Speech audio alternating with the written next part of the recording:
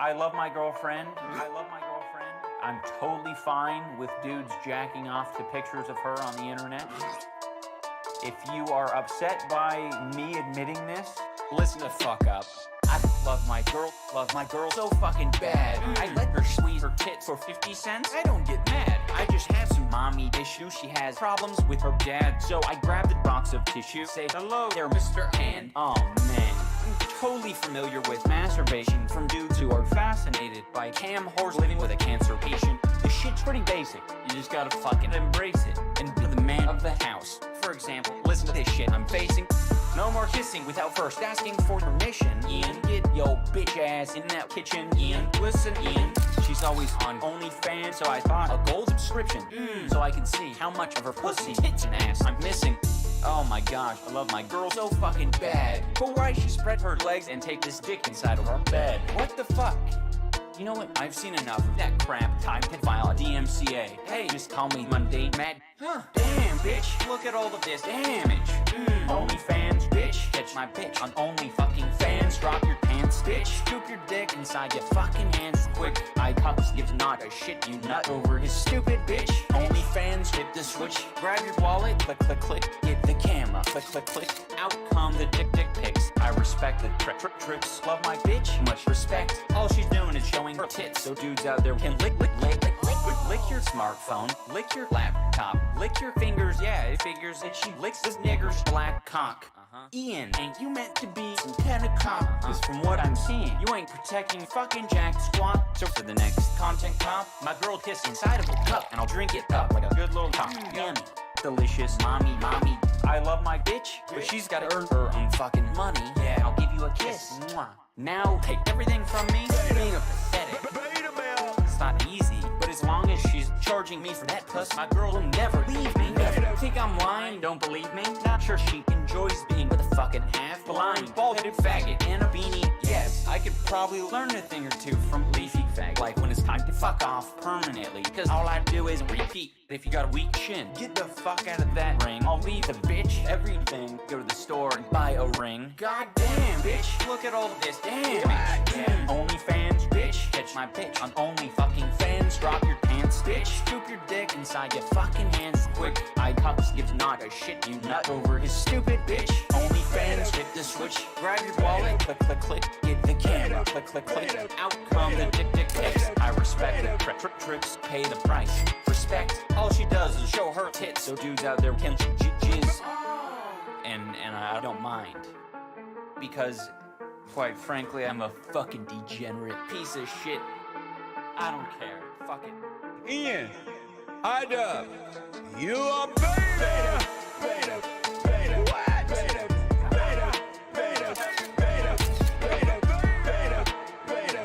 You beyond sound.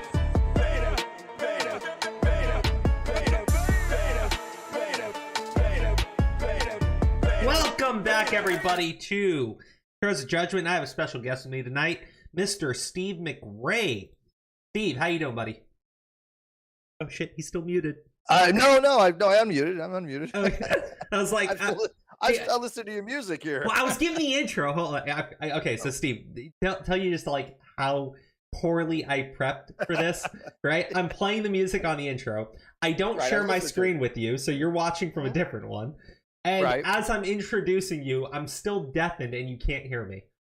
Yeah, no, I couldn't hear you in the Discord. You were deafened, so I was just chilling, listening to the outside music. Cause, like, oh shit! Cool. And as I'm introducing, I'm like, oh shit, I better unmute it as I'm fucking doing High it. production value here, people. Oh, always the best. Total professionals, So who wrote that song, by the way? No, that's MC Jarbo, or I guess he goes by Jarbo the Hutt now. It's great. So he just takes like, who is it? Ethan Ralph, Matt Jarbo, iDubbbz, what was it? Who was this guy? Jack Murphy. And he just like clips them talking together into songs. Right. Yeah, no, it's pretty good. It's pretty talented. He does not get enough subs, like only 14,000. He puts so much work in all. All right. Real quick before we get into tonight's main topic, you were telling me that you looked into the tipster drama And that's all it is. That's all it is. Just That's all it is. That's really all it is. There's nothing more than drama. Yeah, a little bit, because people had been talking about it a little bit, and people may know I'm not a fan of Tipster. I don't like the commentary community. I don't think that they really are as ethical as they make themselves out to be. They basically, just want to stir the pot and it cause drama, to make drama, to have drama kind of stuff. And I'm not into that shit. So I'm no fan of Tipster. I mean, I've tried to have reasonable conversations with him before. I just find that he's not charitable. He will take the least charitable approach to things. And anyways, long story short, they were like, hey, well, what do you think is going on with, Tipster's drama? And I looked into it, and it was a ball of nothing. And I'm like, look, I don't give a shit that he was flirting with people. If that's between him and his wife, I don't think that he did anything too far out of line. But he has to realize that if you live by the sword, you die by the sword. His whole channel and whole shtick is basically, relating to drama, and now the drama has gone back on him. Well, who, too bad, so sad, kind of stuff. That's all there is to it. It's just something that I have absolutely no interest in other than that. But I have to say that as far as like any infidelity or anything like that, it's completely between him and his wife. And well, I mean, do you know how this whole thing got started, though? Well, so I don't know who the woman was that decided to dump. I've seen a picture, but she decided to dump all his private DMs, right? Because it's distasteful. Yes and no. Yes and no. Okay. Is this fill me? I watched Augie's. Okay, people had sent me Augie's. Mudahar's girlfriend. Okay, Mudahar's girlfriend. Yeah, I knew that. So Tipster was, one of the girls Tipster, was trying to, flirt with and shit, bring into his little circle, was Mudahar's girlfriend, and right, so that much I knew. He had said something, or she had said something. I'm not entirely sure what started their interaction with each other, but Tipster decided that he was going to turn around and backhand this bitch by saying that she was a pick-me girl, right? She was trying to get into his DMs and shit. Mm-hmm. And she was like, no, we're not doing that. Yeah, I think, again, like, there's a little bit of he said, she said, but I do think that Tipster is a bit of, he thinks he's a bit of a player. But isn't this the woman that has like 9 kids from like 12 different baby daddies or something? I know the I don't know that. All I know is she's Mudahar's girlfriend, and some people in commentary don't like her. That's the most I got from her. But it does seem he was a little bit flirtatious with her. I guess at least very open with her. Yeah. That's kind of apparent. Now the fact that it's and him and Mudahar are friends, right? Well, maybe not anymore. Well, were. Yeah, they were. Yeah. Yeah, I mean, who knows now? Yeah. I don't think that's why. I think it's because Tipster's kind of like attitude towards Mudahar when Mudahar came on.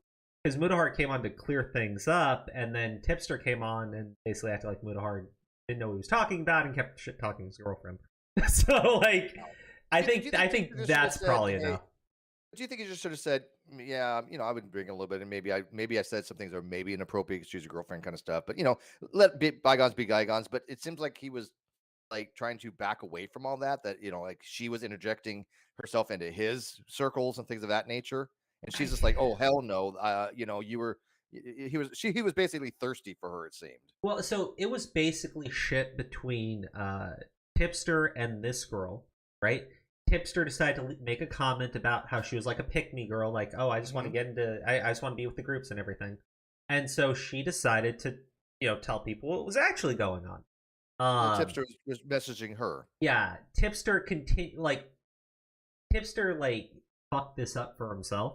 Right? Because there's no reason to engage with this woman in any way, but like that's how he is on Twitter, right? Like he'll be the nicest guy on his channel for the most part, but on Twitter he's a piece of shit to people. Oh yeah, he can't help himself. I know real life. I know real life. I just mean like I don't know him in real life either, but I mean, so my interactions with him have never been, to me, an honest conversation. Well, so like I told you, my first interaction with Tipster was actually over Repsion's ex-girlfriend Maya, right? And like, I don't know, like the whole situation between them now is, Repsion has confirmed that this woman is psychotic and that this woman like abusive with him and shit. But like way back before all of that, when they were still together, we reached out to Tipster because we're like, hey, dude, Tipster, this guy is being a piece of shit, and we're pretty sure it's because his girlfriend, who's fucking psychotic, right? Like, they're lying about this individual, which they were, right? And Tipster kind of like blew the whole thing off, right? And I was like, hey, you know, we have more evidence. You know, do you want to just take a look at it? And he just blocked me on Discord. And I'm like, no, oh, that's okay, He all right. He just thinks similar to me on Twitter. He pulled a little bitch move. He was trying to there was something involving one of his mods by the name Iris Badass, who I have severe questionable of her ethics, to say the least. But he was asking me about some stuff. I was giving him straightforward information. As anybody knows, I have a motto. You may not know it, but my motto is, but you do know that you come to me, I'm going to be very direct. You at least know that. But I have a motto: honest interlocutors get honest answers, right? So I was giving him as much information as I possibly could. And I don't mean like doxing or anything like that, obviously. Everybody's going to twist that. Oh, Steve's doxing people. No, I mean, I was being forthright, right? I mean, open and honest kind of stuff. And he actually like he actually followed me to communicate with me, because we have to, at the time I was having it, so you'd have to follow me in order to message me, right? Yeah. But then all of a sudden, at like the very end of the conversation, I couldn't respond to him. Right? We were no longer following each other. So it wasn't like he blocked me, but he made it so I couldn't even respond to his last comment, which was really snarky. You know, I was like, wow, okay, dude. Like, and he's like telling, he does that shit. Like, it's fucking annoying. Yeah, it's little stuff like that that's just, it's so petty. It's so petty. And no, you know, it's got like really fucking funny between us. So we're in Twitter DMs, and I can't remember how it started, right? But we're like going back and forth in the DMs, and while we're going back and forth DMs, he starts like tweeting about me, right?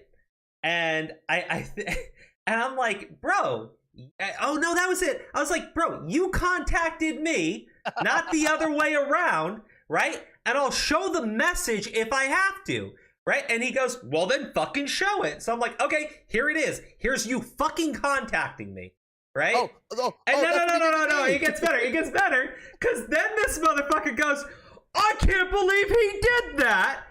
I'm going to have to show the entire thing. And he like just starts dropping all of our DMs. And I'm like, oh my God. Oh God. I can't believe this. I really can't believe this. That's what it was for. It was an excuse for him to like, you know, return in kind and drop everything, right? Because he plays those little types of petty little games. He's a game player, and he did the same thing to me. We were talking. He was saying something about me that wasn't true. People were letting me know, hey, Tipster's saying this about you. That's bullshit.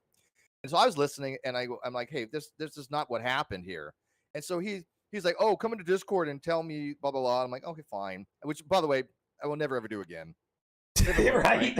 Live and fucking learn. Oh my God. I would admonish anybody, if you ever interact with Tipster, know you're not dealing with an honest person.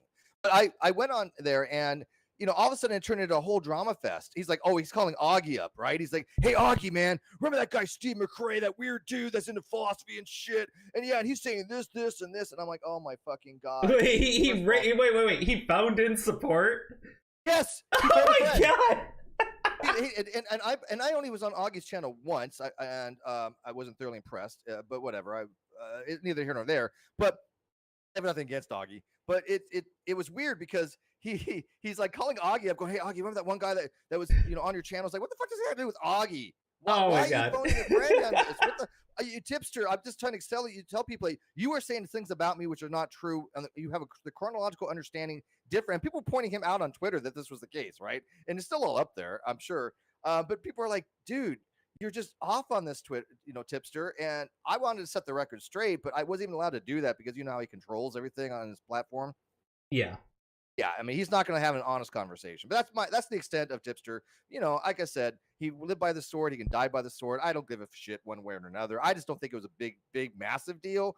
It's again up to him and his wife and Mufa. But other than that, you know, it's not like he killed a puppy or something. So no, it wasn't that. Like, honestly, the funny thing is, like, a lot of these people in commentary, the shit that kills them, it's not that bad, right? Like, it's really not that bad. But they just they can't own it. Like they can't. Yeah, they amplify it. They can't own it. They start fighting with people. Right. I think they no joke, because I thought that people in commentary were kind of like trying to soften the blow for him, right? Because look, most people in commentary, like, they're fucking kids.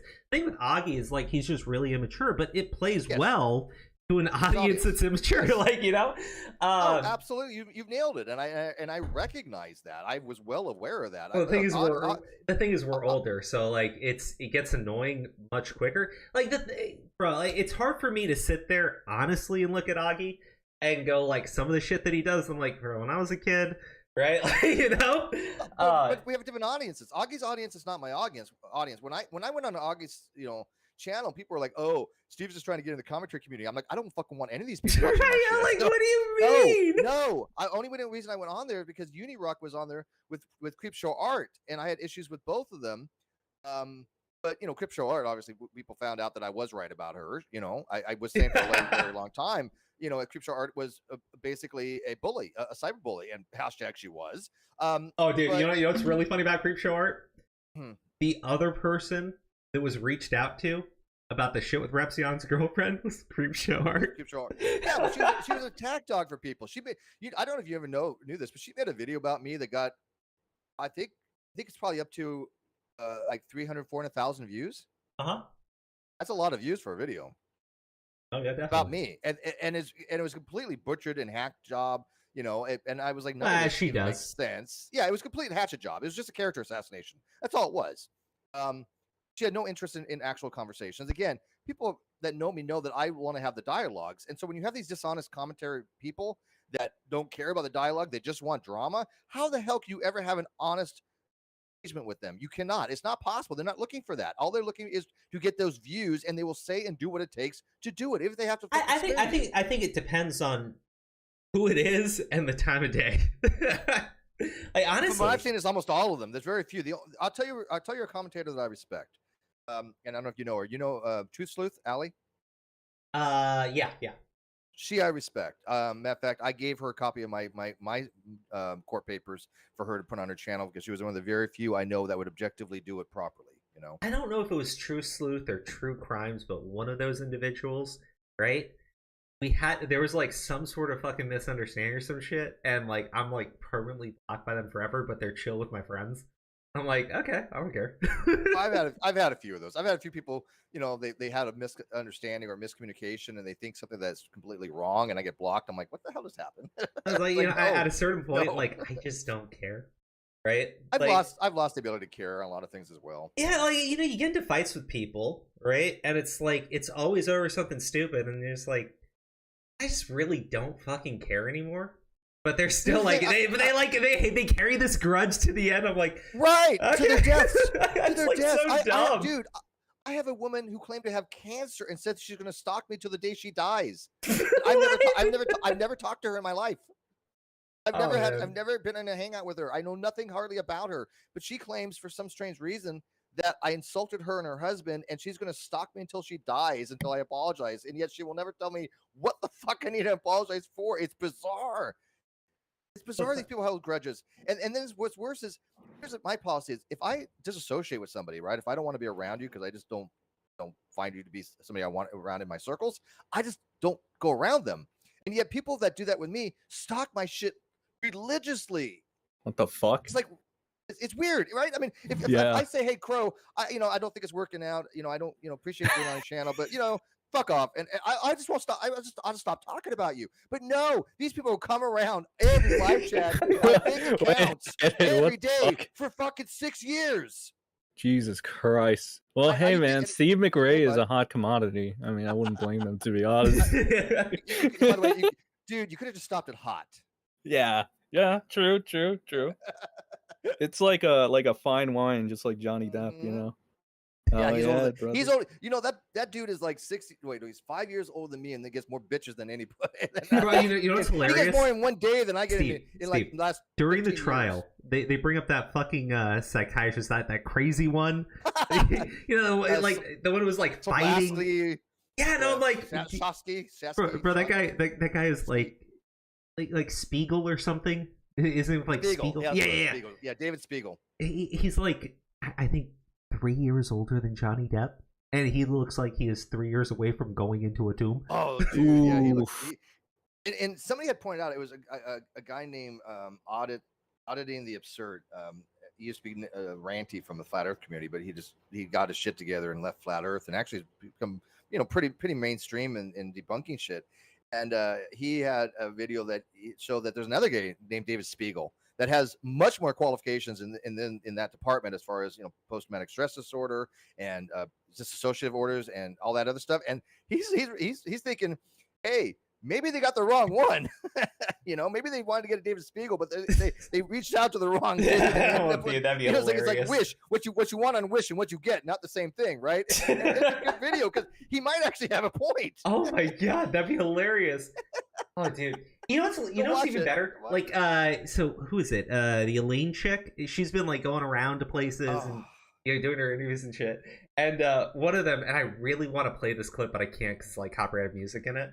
Yeah, I don't do any of the copyright stuff because I'll get hit left and right. But she's being so during the interview, like there's this guy and he's like a former NFL player and he's like, so back when I used to play, one of the things we used to do is we used to look at ourselves and like those mistakes we made, and so like Elaine's face is just like dumbstruck at it. I'm like, oh my god, it's great because she's sitting there blaming everybody else, right? When they're asking about like, so what do you think happened here? He's like, well, social media and the judge allowed things in that they shouldn't have, and they like look at all the mean things people were saying about her. Oh, and the jury obviously they were looking at the things on social media, and like the lady's there, she's like, well, they're instructed not to, so you think they just ignored it?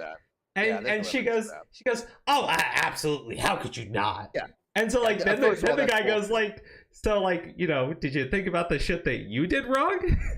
if they look, here's the thing: if they were watching social media, which I believe that they weren't, but if they were, they saw both sides, right? Sorry, hold on. BP, how you doing, buddy? This is my good friend. He actually got married recently, and he went on a vacation. He went on a honeymoon to Ireland.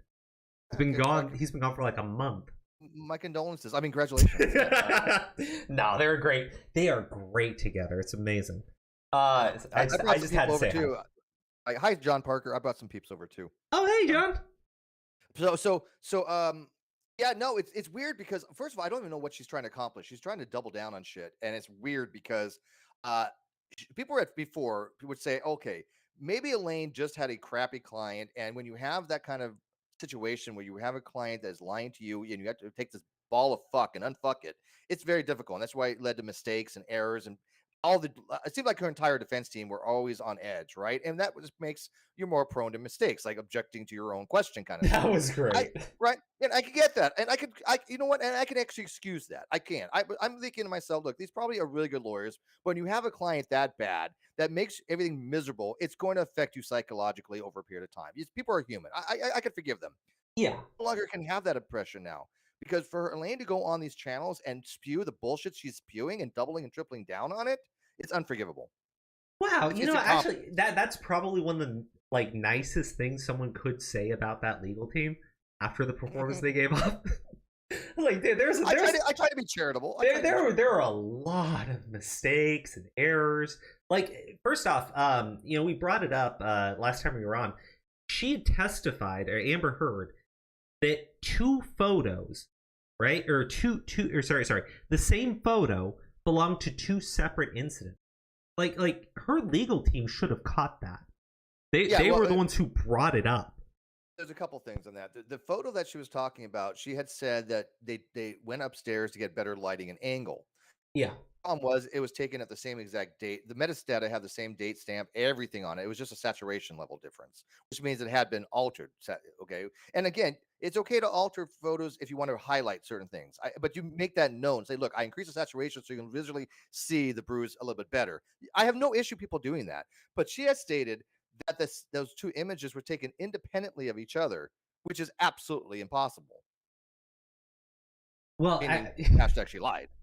Well, there were like actually it was funny because during that interview Elaine was given on the Today Show, right?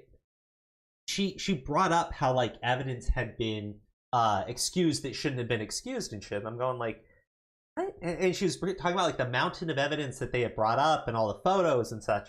I'm like, wait. At one point, like it was the different saturation levels of the photos and stuff.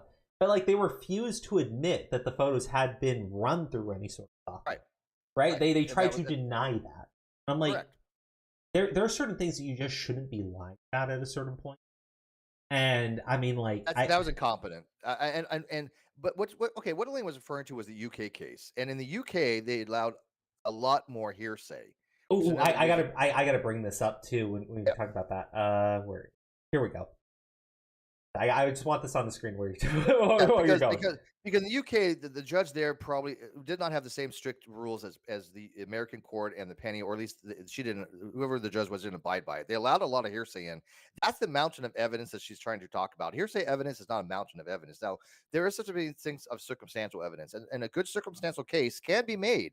So just because it's circumstantial does not mean it's bad evidence. I can make if I say to you, Crow, hey, you know you're in your living room, you have a vase next to your window, and you know it's windy outside, and you hear a crash, and you open the door and you see the vase on the ground, and you say, hey, I have evidence that the vase is on the ground, it's windy, I can conclude inductively that the wind from the window that was open blew the vase over, right? It's an inductive argument, it's an abductive to be specific, but that's all circumstantial because you don't have direct evidence of that. You didn't see it happen, right?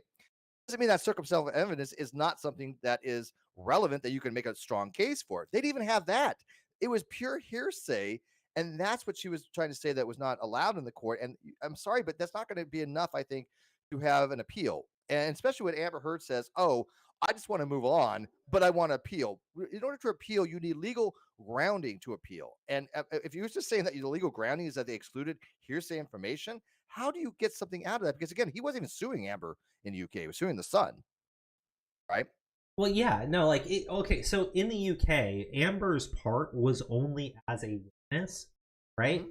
And when she, spoke, it was behind closed doors to the judge, right? And it's not like he questioned anything that she had said. And when we talk about like allowing in hearsay evidence and stuff and such like that, one of the reasonings that the judge had gave for his ruling, again, not about Amber Heard, but towards the Sun, he would take the words of witnesses for Heard, like that, were living off of her for free. Yeah, the homeless shelter, the homeless shelter.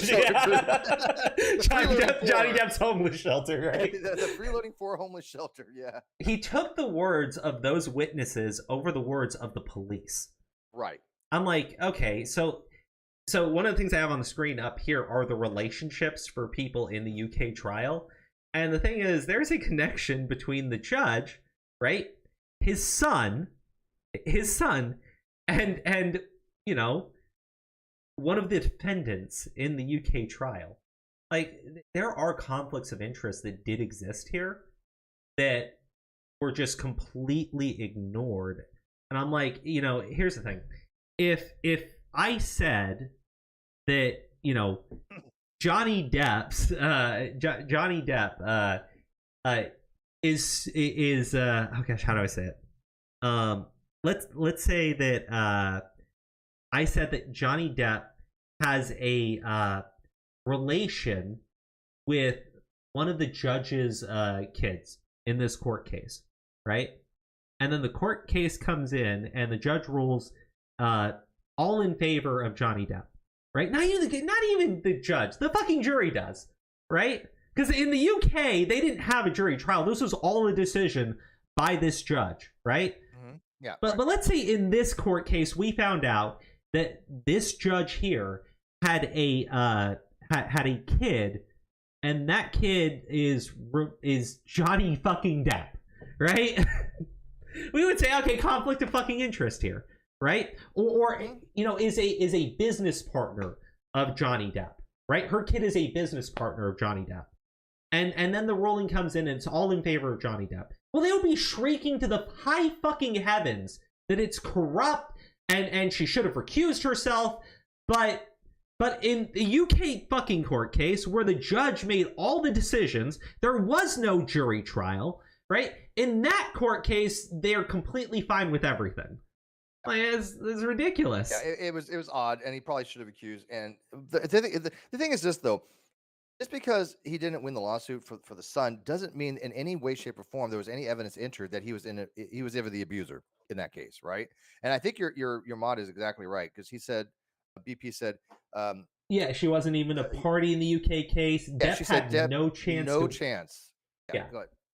No chance to win defamation versus anyone but Amber, because aside from him, she's the only person who could know she was lying, and she proved she was. Right, and that's a very valid point, because okay, so there is something on the republication rule, right?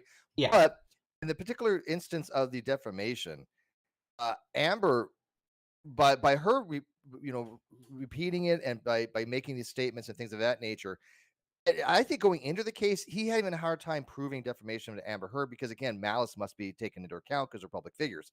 Very difficult uphill battle that Depp had, right? But I personally believe that Amber Heard handed him a win, because when she started lying with all this other stuff, the jury inferred malice. The jury determined there was maliciousness here because she was lying about it. If she just didn't fucking lie about everything, said, I really believe I'm abused, blah blah blah, and just stuck with that kind of story, I don't think she would have lost. I think that malice probably wouldn't have been proven, because it's a very difficult thing to prove. But she's a narcissist, and she just lied and lied and lied, and so the jury's probably thinking, she did maliciously say these things in order to hurt him, which he won on that. Because going into the case, I think he had a difficult time, but he would have never had a chance against the son, even here, I don't think. No, well, in the U.S., he'd have no shot against them, right? In the U.K., it's different, None. right? Yeah. In the UK, it's different. He should have actually won the case in the UK based on their standards of evidence. If it was here, he would have probably. But I mean, well, defamation in the UK, you have to prove that they did it to you, right? Yeah. No. Over there, there's no right. Yeah. Right. Over there, there's less. Yeah. Yeah, but I'm like, in the UK court case, like we know that there was many things that just seem very absurd to us, right?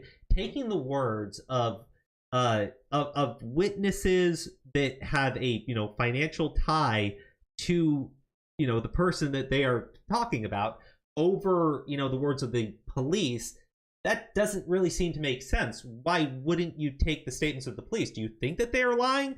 Well, apparently the judge just assumed that they were being dishonest, right? For no particular reason other than, well, sure, the dog shitting on the bed, right? The judge said that it didn't make sense that Amber Heard would have done it, because Amber Heard was the only person in the room at the time and would have had to smell the shit on the bed. Yeah, exactly. I was like, what? But really, the judge literally said, well, she was the only person in the room at the time, so it couldn't have been her. Let's put it this way: his critical thinking skills is shit. Right, like his decision is like 122 pages. It's online. Have fun.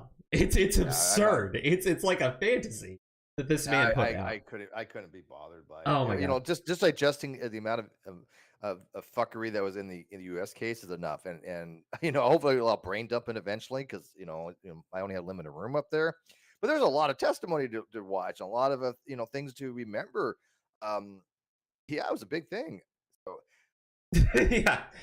So like when they bring up the UK trial, the judge in this case flat out stated that there was no justice, or there wasn't anything about Amber Heard in the UK court case, because she was just a witness in the UK trial, right? Yeah. He wasn't suing her. Yeah, it was completely different. Now, I do want to go into some of the articles, because there's one by The Guardian that it is really fun. But we got to talk about this first, because this blew up, and it blew up in probably one of the most hysterical ways possible.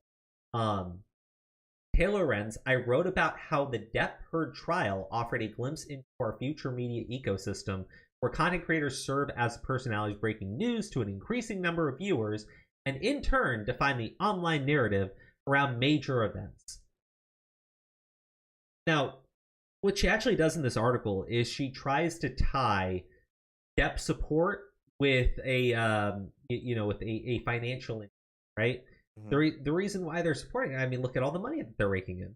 And I'm going like, okay, Two of the individuals though that she referred to in the article, Elite Mazika, I know I'm pronouncing that. I really do. And that umbrella guy. Well, Elite Mazika is Legal Bites, and Legal Bites, to my understanding, had one of, if not the largest live stream that was watching the trial of it. It was Legal Bites and Emily D. Baker had the largest. Yeah. That umbrella guy has been covering Johnny Depp since the UK trial. Right, and that's why people were going to him, because he was well familiar with the last trial. Yeah, so I'm like, he wasn't covering Johnny Depp, well, I mean, maybe, right? I mean, there's money to be made by covering people, but like, nobody in the right minds cover people just for the money, because you have to. Not for that long. Interest. Not for that long, you know? Right, exactly. Oh, exactly. And it's a silly thing to say. It's not like he could have known that there was going to be a U.S. trial that he could cover and live stream. You know, that's absurd. That's fun. Yeah, I mean, that is beyond 40 chess. They all made bank, right? They made, probably close to six figures. A lot of them did on this particular. I covered the thing too, and I made like probably $60, right? But I didn't have as much vested interest as they had the entire time. As you said, the umbrella guy has been covering it from the UK, and you know what? It worked out for him great. And if he had fair coverage, I'm all for that. But there's no way you could make an argument that he somehow was psychically in tune to say, oh, by the way, he's gonna sue Amber in United States, and it's going to be like the trial of the century, like the OJ trial, and I'm going to make bank off it. Nobody plans that far ahead, and plus nobody even on YouTube does that shit. Okay, most people, like especially lawyers, they're not going to invest all the time and money and time and interest, I should say, into something they don't really have some kind of passion about, usually speaking. I mean, I think the umbrella guy really does feel for Johnny Depp, and that he was interested in this from a very, very long time. I don't know much about Legal Bites, but from what I say about the umbrella guy, yeah, he's been doing that a very long time with Johnny. It goes, quite some time. Yeah. No. So what's your argument here? How is that even an argument from her? Well, I mean, the other part with the argument that's absurdly flawed. Actually, I got to take this off the screen for a quick second. By the way, that reminds me of kind of like when, first of all, Elaine was like, "Oh, you're just here for your 15 minutes of fame," kind of stuff, or Camille brilliantly pointing out, to believe Amber Heard, you have to believe that all these other witnesses are lying, and named every one of them. Well, the idea that the only person you should believe is Amber Heard in this trial is right. Absurd. Everybody else is lying to you. Amber is the only one telling the truth. I love that closing line by Camille Vasquez, where she's just naming all the people that you have to not believe to believe Amber Heard. That was brilliant. Oh yeah, no, it was great. Oh my God, she's my dream woman. I'm telling you, dream woman. There's a petition right now to cast Camille Vasquez as Mira in Aquaman 2. Now would that be amazing? That'd be hilarious. Oh my God, that would be so freaking hilarious. It would be absurdly unprofessional of Camille Vasquez, so I'm sure she would never do it if she was offered. Well, I don't know why it would be. Maybe. You're gonna be cast as, yeah, right. Oh man, that'd be great. She's brilliant. She's cute. She's. I mean, oh man, she's there. I much. I feel like between her and Dr. Curry, basically, it's one of those two. Oh, that one's hard. Stop it. No, I don't make those kind of decisions. She's definitely my nerdy dream girl, but I would still go for Camille Vasquez because I happen to like Latinas. but yeah, either one. I'm not picky. Okay. Well, I'm just gonna say it. You do have some diversity when you get the Latina woman over Amber Heard, right? I mean, with Amber Heard, you got all the craziness though, and some people like that. It's like I was talking about from like from a movie perspective, right? Oh yeah. Yeah, I mean it does look good from diversity angle. Oh my God, that would sell. Oh, that would. Can you imagine if she's got the diversity angle. She's got the fact that she took her job. Oh my God, it killed her job and then took it. Oh gosh. No, it is. Real quick, I think Johnny Depp should seriously consider, and he has the money to do this on his own. He could start his own studio. He should do a Pirates of the Caribbean parody movie, right? A parody, because that's not copyright, right? There's no you can do parodies and just take the Captain Jack Sparrow and just lampoon the fuck out of it and make a movie out of it. Okay, so this is what I wanted to pull up. This is from Tug Social Blade. That Taylor Lorenz used in an article. In the bottom right corner, it goes over what she was using. This is just ridiculous. It's beyond just the fact that, you know, she had an average between $4,900 and $79,000, right? And what this woman did was she chose the $79,000, added $1,000 to it, and then used that number. I'm like, I made that. I mean, no, it really isn't. Actually, it really isn't. Well, and the reason, I mean, here's the thing. Actually, Steve, the reason why I can say it isn't is because what Social Blade uses for these estimated earnings is it's going over like estimated ad revenue. That content was fully demonetized, right? Like YouTube put like I was talking to a few of the people that were uploading videos on it at the time, and they were like, "It doesn't matter what I do, what I change the title to." It's just demonetized because it's mentioning death. But I'm not referring to that. I'm talking about through his super chats. Oh, actually, the super chat money. There's another website that actually does track just the super chat revenue. How much does he make off that? Because I know that Emily Baker makes $280,000 a year, something like that. She said it's $200,000 a year. So I mean, for them, on the super chat side, it was tracking just the money that was being super chatted, so not what YouTube was taking out. And on that, I think he was like $60-something thousand, right? Okay, so it's still pretty good. Well, then you have the 30. I think was it 30% that YouTube cuts. Yeah. Okay, so like for her to put he was making up to 80. I mean, look, that's dishonest. Yeah, it is absurdly dishonest. I agree. Wait, where's that site? Because I want to see how much. Because people think that I make a fuck ton of money, and I'm like, oh my god, somebody else posted it. Oh my gosh, I will tell you right now that I make a couple $100 a month. That's it. What I make on YouTube. I mean, that's it. A couple $100 a month. You know, and so when people think that I do all this for fucking, you know, money, there's no money to be had, people. I literally only make a couple $100 a month. It's not. I remember, like, honestly, I remember seeing it in a reply to one of Tug's tweets. Or somebody else that was talking about it, and they posted like the actual site that tracks it. Actually, if anyone's watching and knows what the site is, that'd be so much better. No, I'm just kind of curious. I mean, I would love to pull it up. I would love to pull it up and show it. I would love to see it. Yeah. I would love to pull it up and just show it, just so people can see it. But like, again, right? One of the things that Tug showed that I thought was really funny is when he made his statement. Taylor Lorenz then reached out to him. Right, so he posted about it, and then Taylor Lorenz. Here we go. Hi there, I'm a reporter at the Washington Post and want to reach out to see if you'd be interested in letting us know how much you made recently on your YouTube channel. Right? Can you imagine getting that message from someone? It is kind of, no offense, but I would be paid. Okay, honestly, I'd be like, none of your fucking business. You're like, go fuck yourself. Like most people would be, none of your fucking business. But I'm pretty transparent. I don't give a shit. I'll tell people what I make. It's not much, but I mean, to get something like this from the Washington Post and something, I mean, his response should have been, none of your business. Sorry, Kai. Yes, that was a Ron Toye screenshot, and I will talk about it only because it is funny. But. The Washington Post, like, what makes this like this is an absurd conflict of interest is, you know, to me, Washington Post is the paper that originally published the article that Amber Heard was just sued for defamation and lost. So for them to then send Taylor Lorenz to write an article, kind of questions, it's kind of a conflict of interest. Yeah. Well, it's disgusting. Yeah. One of the implications in her article is, you know, the credibility of these content creators, right? When they are raking in all of this cash. But you then have Taylor Lorenz who's writing the article, lie about even reaching out to these people. And then when she does, right?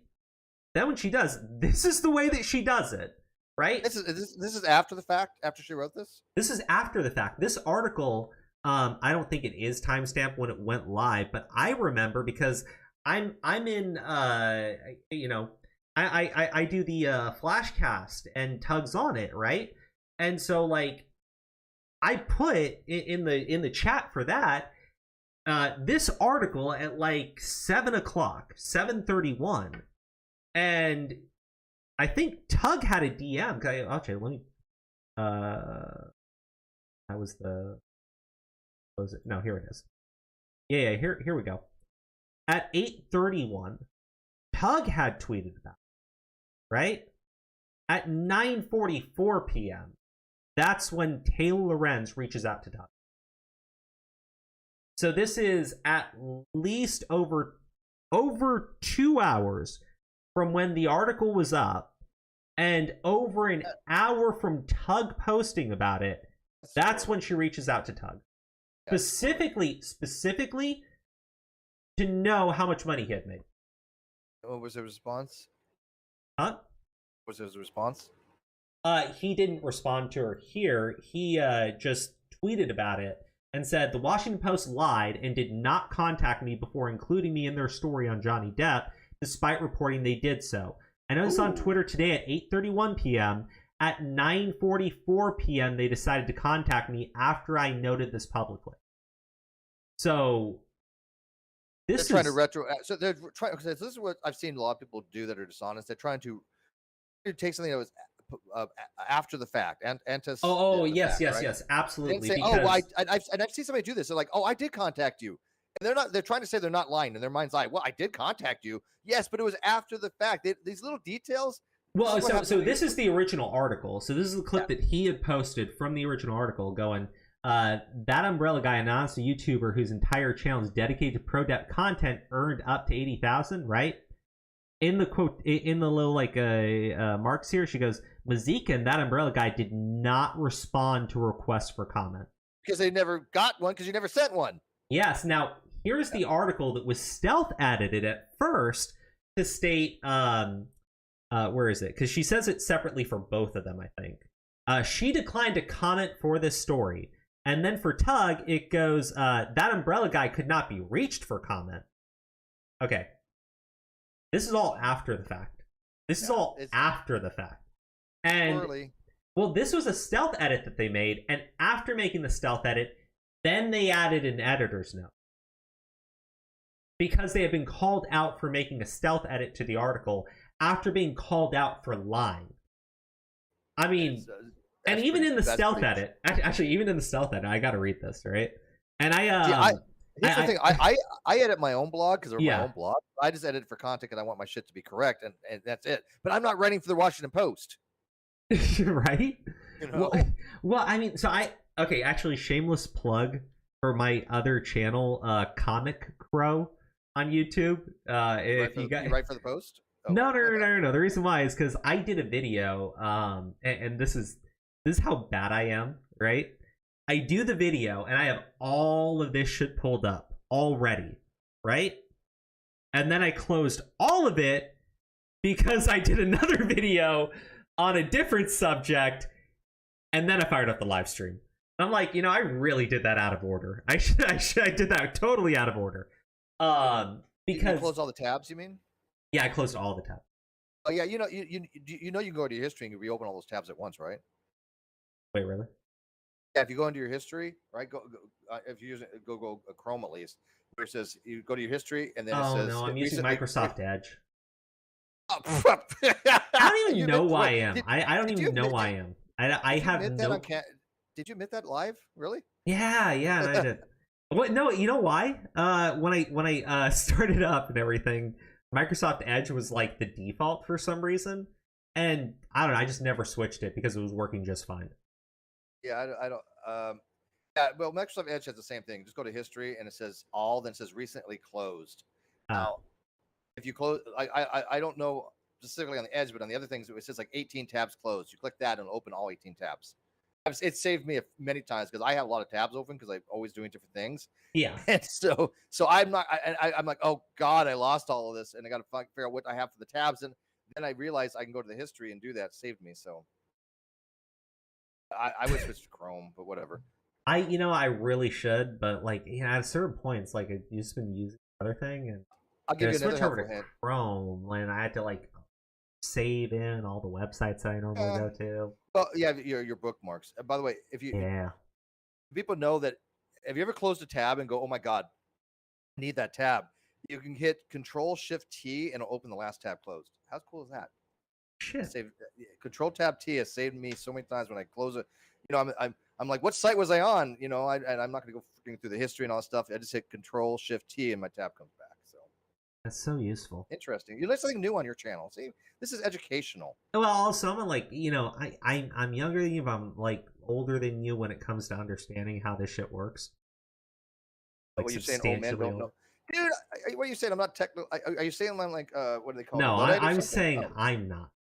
Oh, because I was gonna say, like, dude, I started with like DOS 2.11. I mean, K-Pro system, CPM, and I learned how to program. I'm saying I don't know any of this shit. Like, when you tell me Control-Shift-T, I was like, oh, that's amazing. That's fascinating, bro. It came to YouTube, right? Like, for the longest time, when I was watching YouTube videos on stream, I would like manually try to like go back in the video rather than just pressing J or K to pause it, and it would lead to all of these issues. And finally, Xen's like, "Why the fuck are you doing that?" I'm like, "Because I didn't know you could do it other ways. I'm a dumbass." Little tricks. Yeah.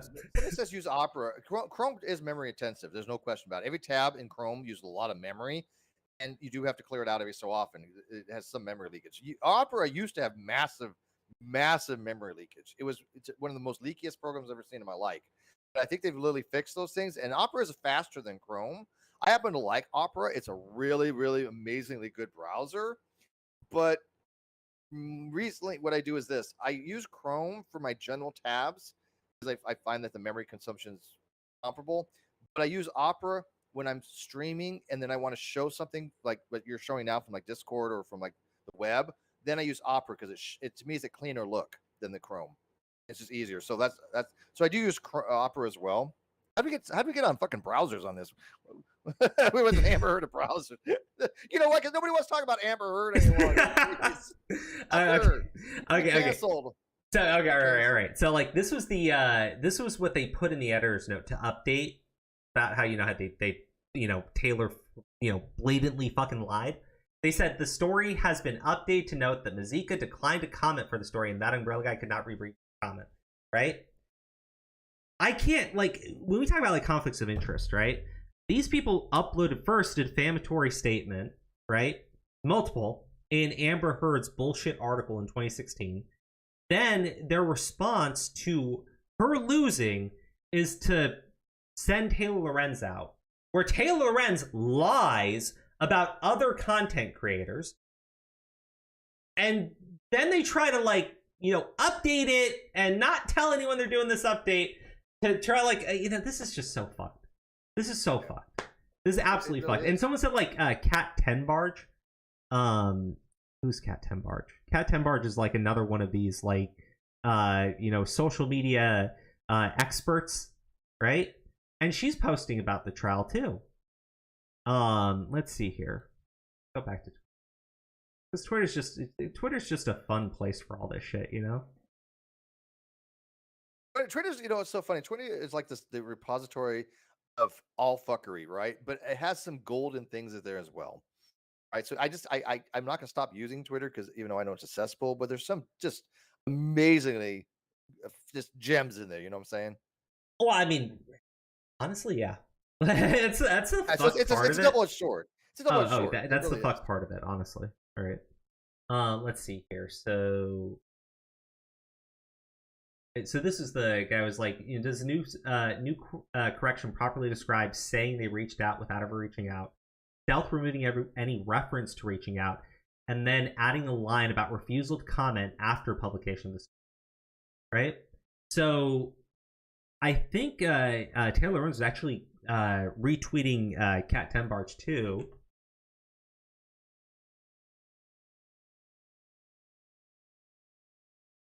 I always do this. I always look up the person without looking up their at.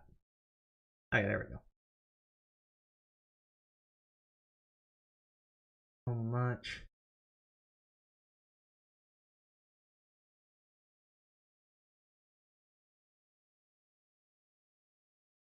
You know, I should probably just look up the Cat 10 March person.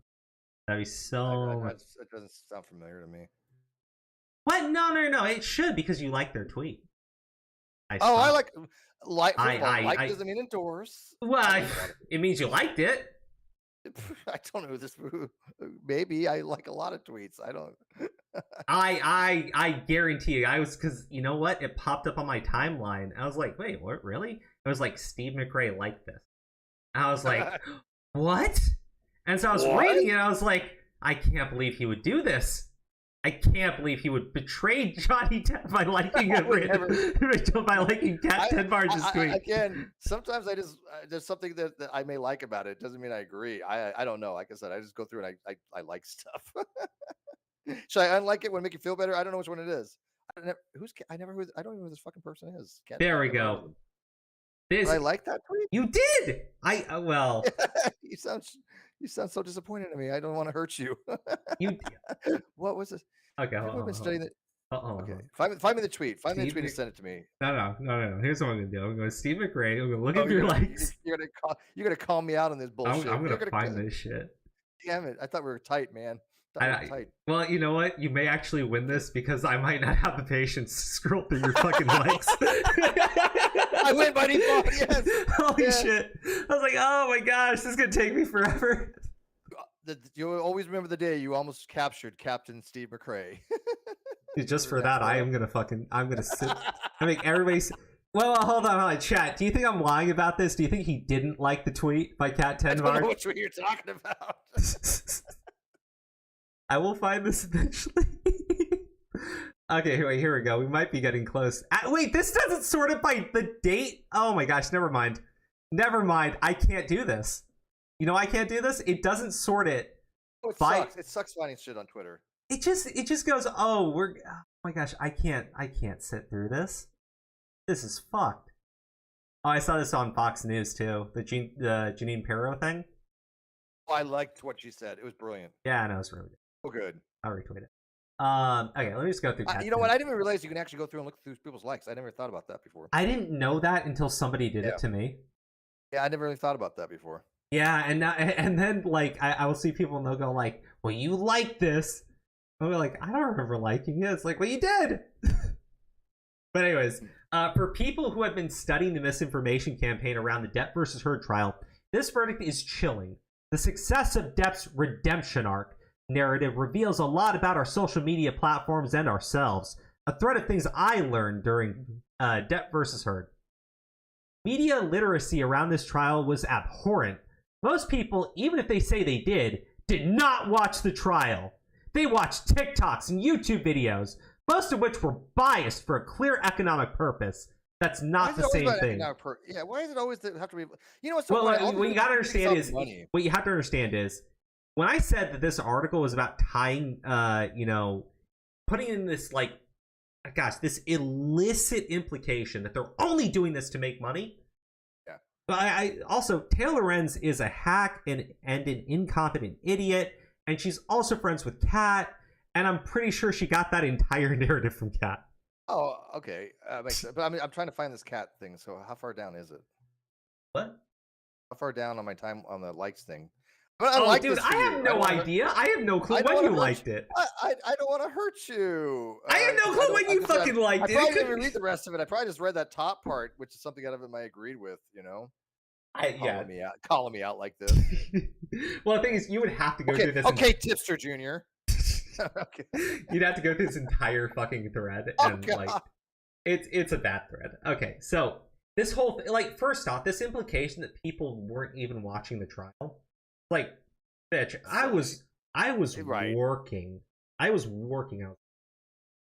Right? Yeah, I mean, so many people watch the trial. Well, Legal Bites. What? Okay, so I was watching Tug and Mercada, right? Because I know those guys, and they were hitting, up like just under like 100,000 and something. Yeah. Right. Legal Bites, I know, had more than that. I think Emily Baker had a little bit more than that too. Yeah. Right? Yeah. So, you're talking, and it's not like people were going through and having all four of these people open, right? So these were individuals. And the only one I know, I only one I trust is and even then, it's iffy because I think all of them have their own personal agendas, kind of stuff. But Emily D. Baker, she knows my legal case. She's familiar with it. Oh no, She won't- I'm just saying, like, I'm just pointing out, like, the these are like the bigger channels that are doing this, right? And right. I don't believe that they all had the same people watching all of their streams. No, not at all. Yeah, so, and then you have the Law and Crime Network too. You have all of the LawTube channels that are also independently covering it, right? Like, bro, like, this idea that people weren't watching that trial directly is ridiculous. Yeah, no, this trial, like, guys were on it. One of these days, I'll tell you when Rakita had asked me a question, and I again gave him full direct answer like I did with Tipster, and he just kind of blew it all off. I'm like, why are you asking about shit you don't want to fucking? You made me go through and explain to you all this shit that you wanted to know, and then Rakita Law just basically shits on me in his channel. I'm like, fuck you, fuck off, dude. It was really pathetic. I was. I don't get it. I really don't get it. Here's the thing. I'm friends with the guy, right? And I really don't know what happened there. I'll say, like, he's always been straight with me, and if he wanted to, I'm sure he'd be willing to talk to you about it. I have no interest in it. Yeah, if you don't, like, I get that. But here's the reason. I can't shit on the guy because, like, he's always been straight with me, though. I always will give people the benefit of the doubt. Yeah. And when he came to me asking about something, right? I was like, okay, you asked me the question about why one of your dishonest lawyer friends is dishonest, who has lied about my court case, has been interjecting himself in my court case. Nate, I don't want to give his real name. Nate the lawyer. Oh, okay. I think I saw him once on the on his stream when he was covering the debt thing. Yeah, I really don't know the guy. He has said so many false things about me and people that I care about to shit on me. I've known him for like 6 years. He was a mod back in the day, back in my groups, before he even had like a YouTube channel of any consequence. So I know him exceptionally well. He is not honest, in my opinion. I'm throwing that out there. In my opinion. For legal reasons. But anyways, we didn't want to know the history with him. And I gave him the history. And I gave him all this evidence that showed that the dude had lied about me and lied about things. It said this girl that I was dating or that I cared about and actually had feelings with, he claimed she was stalking him just to try to get to me. And I'm like, dude, and then he gave my partner, who I was suing, a video that my partner used in court, and the video was dishonestly edited. And my partner was found was charged with 2 counts of contempt of court for falsifying information and falsifying a story, just like he did with Emma Heard. Well, okay, and Nate the lawyer added all this. Wait. So are you saying that the information that Nate the lawyer gave to your old partner, that with the video that he gave your old partner, that's the thing that your old partner used in court? No, there's more. Yeah, he used it in court and other things. He basically Kyle. Wait, but did Nate? Okay, I have to ask only because, like, I really don't know the subject. I don't know this guy. Did Nate the lawyer, like, give the video to him, like, knowing he was going to use it in court just to fuck with you, or did he get asked and he was like, okay, fine, you can have this? Just to fuck with me. No, just to fuck with me. I have Kyle's boyfriend has said that. Actually, he even said that Nate gave him all this stuff, but in deposition. But his boyfriend at the time had said he overheard Kyle and Nate talking on the phone, and when Kyle came out, he said, "Hey, Nate has an excellent way for me to get out from this judgment," and they concocted this story that he had moved in order to try to get the default judgment taken away. Oh, really? Yeah. So he basically was trying to tell the court, "Hey, I never got served properly. Therefore, the default judgment that Steve has in the case is no longer valid." And and Ben had told people live on my channel that Kyle had said he got how to do that from Nate, which means Nate was practicing law without, Well, let me ask you 2 things. Yeah. Right? One, is the Kyle guy someone who is honest, or is that someone who lies? Kyle was the guy of the Non Sequitur show. Yeah, no, I know. Kyle is someone that I think you have told me is dishonest, right? Oh yeah, he falsely accused me. No. The reason why I'm saying that is because, and look, I get what you're saying. The Kyle guy's a fucking idiot. So if he got anything, if he did anything, I'm pretty sure somebody would have had to tell him how to do it because he is a complete idiot.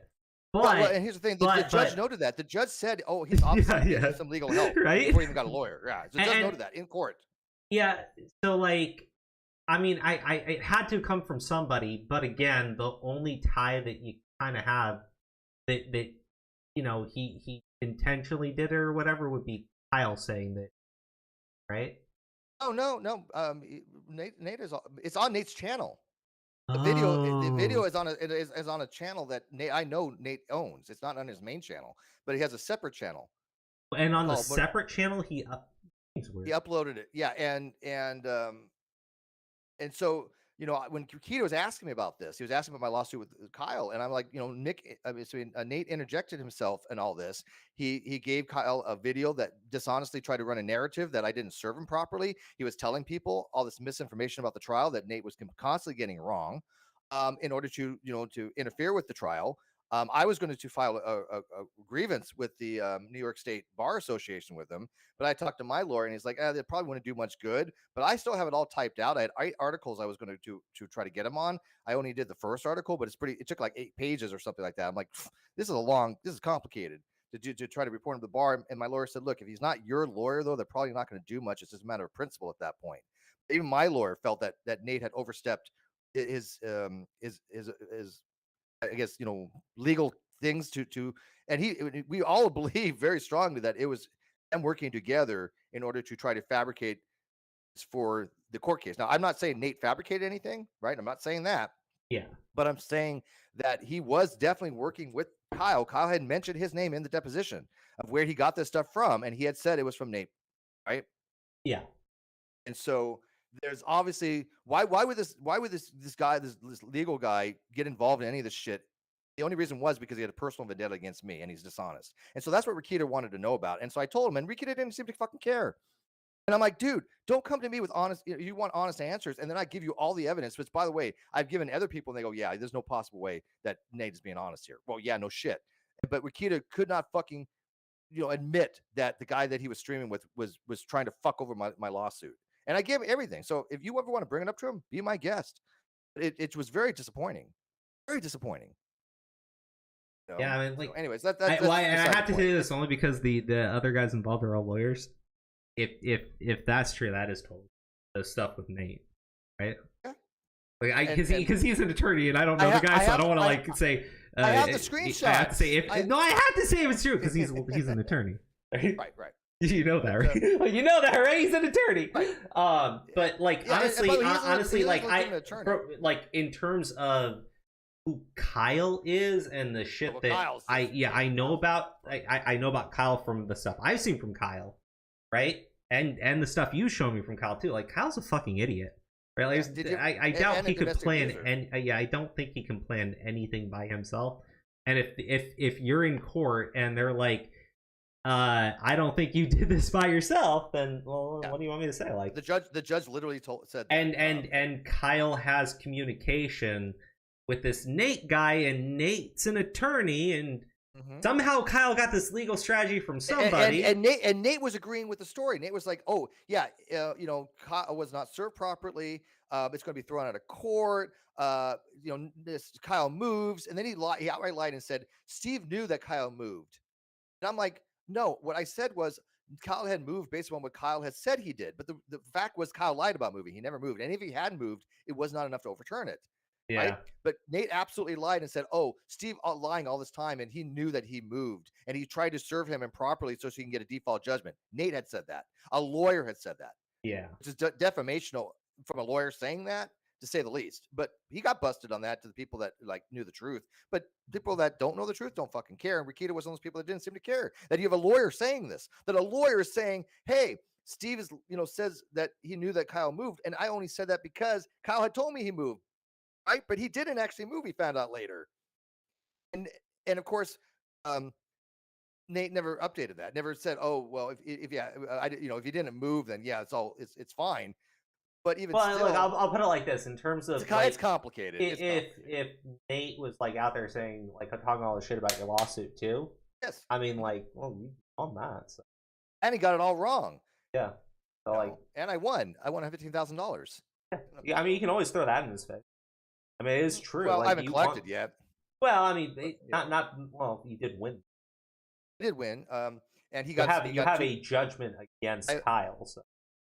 Yeah. Okay. So I mean, like, this. Yeah. He was found for 2 criminal counts of contempt. One count, or no, I wasn't found criminal. He was charged with 2 criminal counts of contempt. He was charged with 1 civil count of contempt. He was arrested on domestic abuse charges, which I have the video on my channel if you want to go see it. You've seen that video of him being with his boyfriend? No. Well, It's on my channel. CCTV, his boyfriend. I know that he was.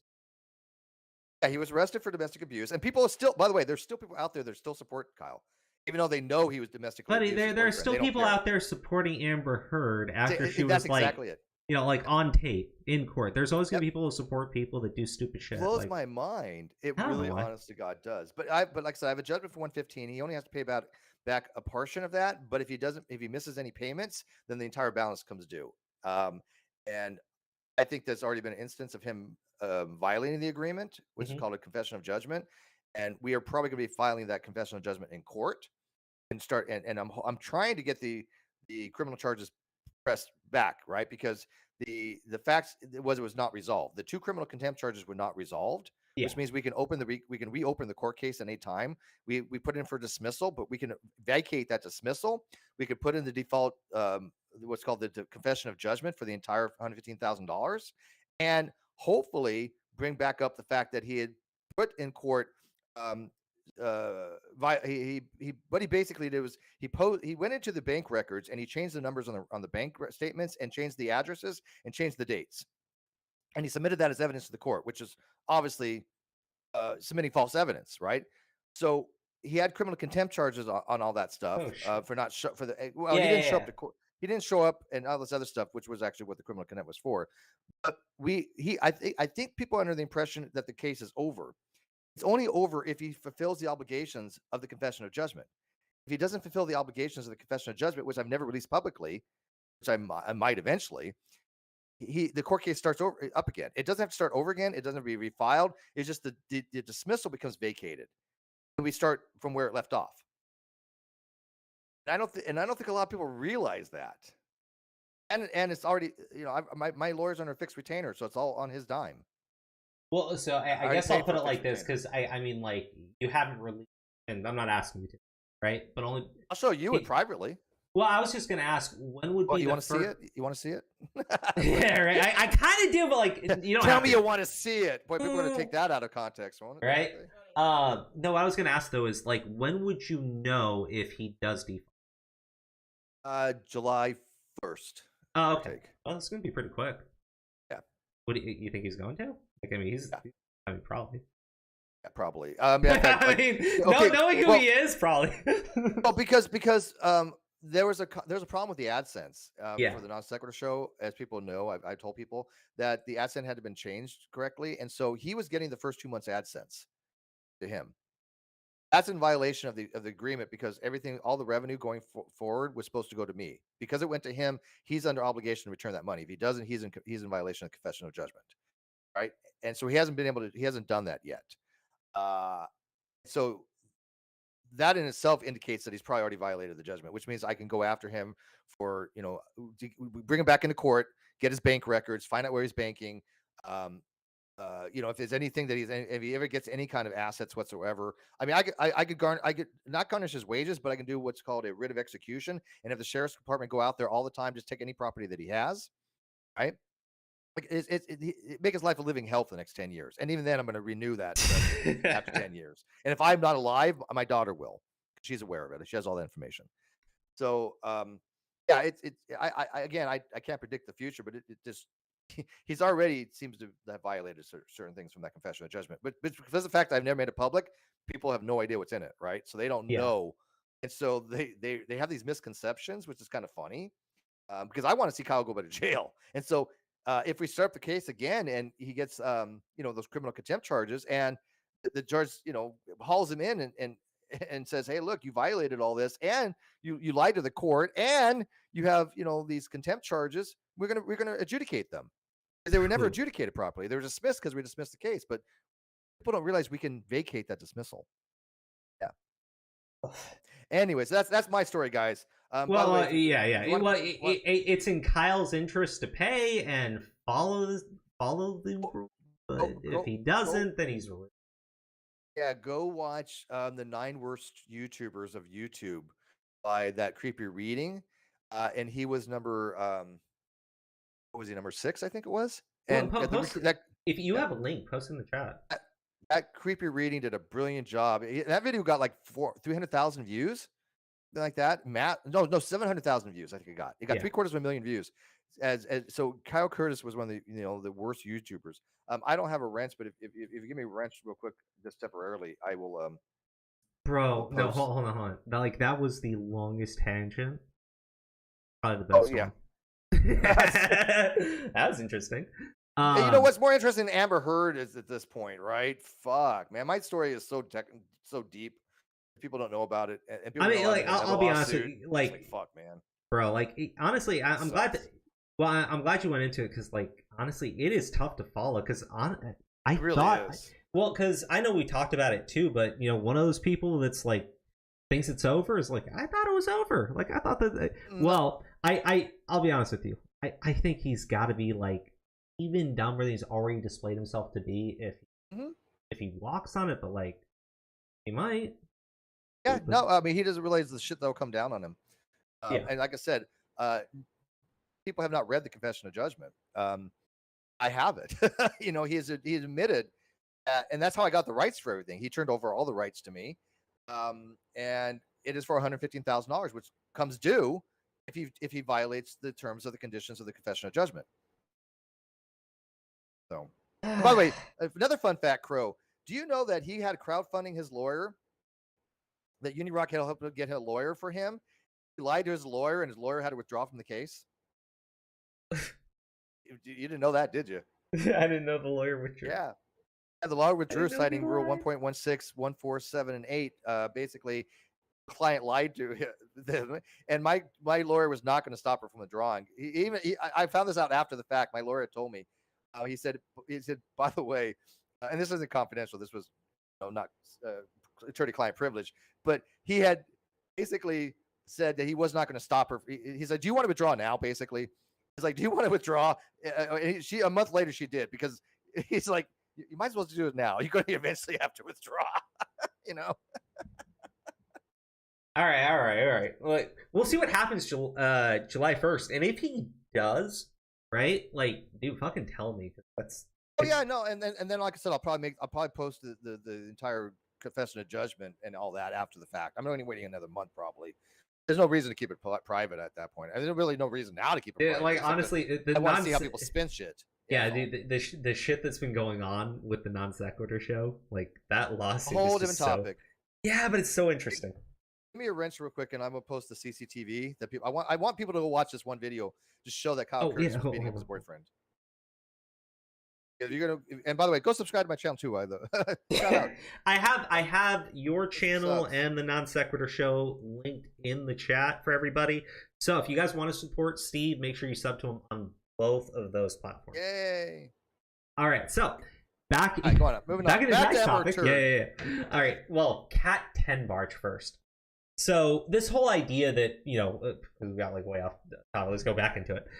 So Cat 10 Barge is another one of these like social media experts that's gotten herself a job for like gosh, I don't even want to call them a reputable outlet, because WAPO is not a reputable outlet, but like a mainstream media outlet, right? I don't think NBC either. But anyways, she goes here and talking about like media literacy around the trial is abhorrent, saying that people weren't even watching the trial, they were just watching the TikToks and the YouTube videos. And I think her issue is a lot of people are reposting the TikTok clips, and they're talking about where they were, the YouTubers that they were watching, right? But the YouTubers were watching the trial, right? So I guess her rationale here is, they're watching these YouTubers, they're not watching the trial, and the YouTubers are covering the trial. They're live streaming. They're watching the YouTuber as they cover the trial, and they're not making money off the AdSense at that point, because you said none of those things are monetized, right? Because I've never played any of the trials, so I don't know if it was all a content ID match, but I would assume though anybody that played videos from the trial kind of stuff, the trial live and stuff, that's all demonetized, right? Yeah, so like the ones I know for sure weren't able to get like their videos monetized or anything were like Ricada, Tug, because they were constantly complaining about it. Yeah, but they were getting about it. They were getting Talking super about chats, though. yeah, like Yellow Flash, same thing. Videos cannot be monetized on depth, right? It didn't matter what they were doing, didn't matter like how they titled it. YouTube, like at the start, it was okay, but at a certain point, it was just every single thing demonetized. Right, and it was going on for like weeks, and it's still to this day, to my understanding, still couldn't get monetized on the video. If it mentions it makes sense. That really does make sense. What you're talking about, like I can understand how YouTube could justify it because you're talking about domestic abuse case. However, at the start, if you worded it to the point where it was like neutral with more of like it could be seen as positive for Amber Heard. That was okay. Like, that was okay for YouTube. That was like the one time where you could get a green light on it. But even then, I think that was even removed because, I mean, I think YouTube knows that, and all the videos are like disparaging her pretty heavily. And they don't like that. But again, this whole thing of, you know, they're not watching the trial, like, that's ridiculous. Now, over here, what economic purpose? Well, follow the money. Most of the viral content around the trial fell into dichotomy of Johnny Good, Amber Bad. As long as your content fit that narrative, it could increase your views, audience, and earnings. Now, okay, well, it's, okay. Yeah, yeah, it's again, this is all deflection. Everything I've seen that's from the Amber Heard supporters are all deflection, including her legal team, right? Mhm. None of them have talked about anything of consequence about the actual facts of the matter. It's all, oh, look over here. People are doing this for the money. You want your 15 minutes of fame or any of this shit. No, you know what? I didn't give a flying fuck about court cases before. There's most of them I've never even talked about, right? Many of them were big, and I just not my interest. This piqued my interest only because similar shit has happened to myself by being falsely accused. Mm-hmm. Not like this, not of abuse. I mean, no, I've been falsely accused of harassment and stalking, which never happened, obviously, and sexual harassment from a YouTuber that I'm suing for those claims because they were defamational and they never happened. But I'm suing her for that. So this particular case was of interest to me. Other than that, it wasn't about any money. So why do they keep on bringing it back to money? It's about maybe these people just really have an invested interest in these types of outcomes because they like to see justice done, especially when they're lawyers, right?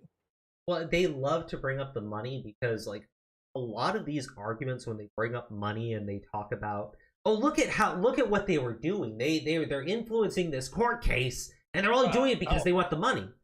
How Right? can they influence something that the jury is supposed to be sequestered? Well, they're not sequestered, but they're not supposed to be looking at it. They are ordered not to. And the thing is, actually, after the trial, somebody who does seem like they were a member of the jury, right, went to TikTok, claimed to be a member of the jury, and openly talked about elements of the case, right? And they said, you know, they're willing to answer questions. And one of the people like asked them, you know, were you watching the trial? And they're like, no, I wasn't. But after the fact, it was really interesting watching all the compilations. Oh, absolutely. That'd be. Can you imagine being that jury and seeing all that shit after the fact, going, "Holy fuck!" What you have to understand is the guy's like sitting there when he's like answering the question, talking about, you know, I'm in the court watching like hundreds of hours of these people directly, right? And it's like it's pretty interesting after the fact watching people like, you know, chop that down and watching, you know, watching Heard's reactions and watching Depp's reactions. It's really interesting, right? Yeah. And you know, someone asked like, you know, and they go like, well, it kind of just confirms what I thought, right? Yeah. But you know, this idea that the jury is violating what the judge is ordering them, like, look, maybe she's right. Well, first off, maybe she is right. Maybe there is someone on the jury doing that, right? And maybe you want to say it influenced them. The issue is there was more shit that was posted online that Elaine said, you know, the judge didn't allow in. Well, guess what? It was on Twitter, and people picked it apart. Like, Oh, yeah. like Oh, yeah. first off, the reason why Amber Heard was getting roasted online was because her evidence was out there online for people to pull apart. Yeah, and it was shit. It was very absolute easy. shit. It was very easy to credit her. So, like, what do you even say there? Like when she was in court talking about how she was being like people were threatening to put her baby in a microwave. And I go, yeah, that sounds horrific. Except she stole that story because that's a story online about making those threats. Fucking hilarious. So it's like, yeah, man. If you want to say one of the jury members like went online and saw just how thoroughly people dismantled Amber Heard's entire case, yeah, go for it. Like, go for it. But like, that's what they have to assume for this narrative to be true is that everybody on the jury was just violating the judge's instruction, went online and was completely just swayed by everything there and ignored what was actually being presented in. That's absurd. That's absolutely. Not. Yeah. I put the link. I put the link to that CCTV video in the live chat. So if you want to go check it out. Somebody asked me though, did Shannon bug you too? And I'm like, Shannon was just dishonest. That's all. I mean, she was a smear merchant. Just like they're all like Amber Heard. They're all. I think all of them just want attention. I think all of them just feed on negativity. Well, look, man. If you're talking about like people that make videos online, I'm sure like attention would be a part of it. I mean, everybody wants their channels. But you have a healthy attention. There's nothing wrong with healthy attention. When you have people though that are just, I would say like, you got to differentiate between the two. Absolutely. No, I agree. And I'm talking about the people that thrive on negative attention because they want to feel that persecution. For some reason, they get off on it. But most of them get that narcissistic supply by anybody giving them any attention whatsoever. And they're willing to lie under oath. Kyle lied under oath. Amber lied under oath. We've seen Katie Joy Paulson seemingly lie under oath. So it's like, yeah, they all seem to have these attributes in common. Yet, because these people, I think, all have these types of attributes. They project on other people. So whoever this cat is, she probably has some of these tendencies as well. And she's projecting what she thinks she would do. Oh, I do this for the money. Therefore, everybody else is going to do it for the money. I think I see a lot of projection on these on people that have these psychotic tendencies. Yeah. I'm not using the word psychopathy, right? Yeah. But I don't know what to call it. I'm not a psychologist, so whatever. Now, I'm going to like one thing like I think is really funny here. Right? When she goes here, posting from a pro-Amber or even neutral position means you will lose followers. There's no incentive to consider both sides. As a result, Amber's evidence has been largely ignored. No, that's not true. Her evidence was hearsay. Well, actually, and it was put out on TikTok. It was put out everywhere. People know her evidence. There's nothing. It was bullshit. I mean, like, this idea. First off, I will absolutely concede this point to everybody that. If you post pro Amber Heard statements online, you will get torched. Yeah, that's very true. That's very true. But there's a reason for it. Yeah, you're a white supremacist. You might get some feedback too, right? I mean, it's because you're a shitbag. But here's the thing though. If I would have seen a single bit of evidence, if Johnny would have said, "Yeah, I came home drunk and just beat the shit out of Amber," I would have been. Yeah, you lost. Fuck you. And they, what they try to use against, you know what they actually try to use against Johnny Depp. It's this text messages that he would send after the fact, after this was all done, because Johnny Depp had given Amber Heard's team like 10 years of his text messages, right? Which, to my understanding, was like a mistake by his attorneys. Depp's attorneys did make a mistake by giving Heard's team more text messages than they were actually had to give. So they had all of this shit on Depp. And the best they have is after the fact, right. Depp was telling his like sister that, he wanted to set her, like he wanted to burn her alive and fuck the corpse to make sure she was dead. Yeah, but it's all hyperbolic statements. It's hyperbolic statements after the fact, after they're already divorced, after this has already been done. They're trying to use that as proof that he's an abuser. And I'm like, bitch, if that was true, and you have 10 fucking years of text messages on the guy, and all you have is that? Right. Don't you think that backfired? I don't think it's ridiculous. Because, It's like, I mean, if you like Amber Heard, you know, it actually got pointed out in court. About people probably that It got pointed out in court because they're like, you have all of these photos of Mr. Depp sleeping. And she's like, yes, I do. But you have no photos of you actually with bruises. He's like, well, that's not true. Like, I have those photos, but you didn't present them in court. Well, yes, I did. Like, but you didn't present them to a jury. I would like to, but I didn't. It's like, God, my guys, come on. Like, everybody on that jury is sitting there going like, yeah, we would like to see those photos too, Miss Heard. Yeah, she threw her legal team on the bus. She's like, oh, I'd like to. I gave them all my legal team. Legal teams went, what? No. That wasn't the problem. That wasn't the implication she tried at first. Because she was up there twice on the stand, right? Mm-hmm. The second time she was up on the stand is probably what you're referring to. The first time she was up on the stand, she tried to leave the implication that the reason why the jury wasn't seeing the photos was because Depp's team got them excluded. Yeah. She tried that again when she was on the stand the second time with Camille, trying to argue that Camille was covering up the metadata. Yeah, the metadata, right. And Camille had to go like, no, that's how you presented the photos. That was brilliant too. Yeah. She's like, no, she's like, Miss Heard, that's how they were entered in evidence by your side, kind of thing. Yeah, by your legal team. It's like, well, you know, the metadata is very important, and like Camille's like, you're not being asked a question, shut up. God. That was great. I gotta tell you, that Camille was one of the best lawyering I've ever seen. Oh god, she was amazing. The best thing that I liked about what Camille did was this.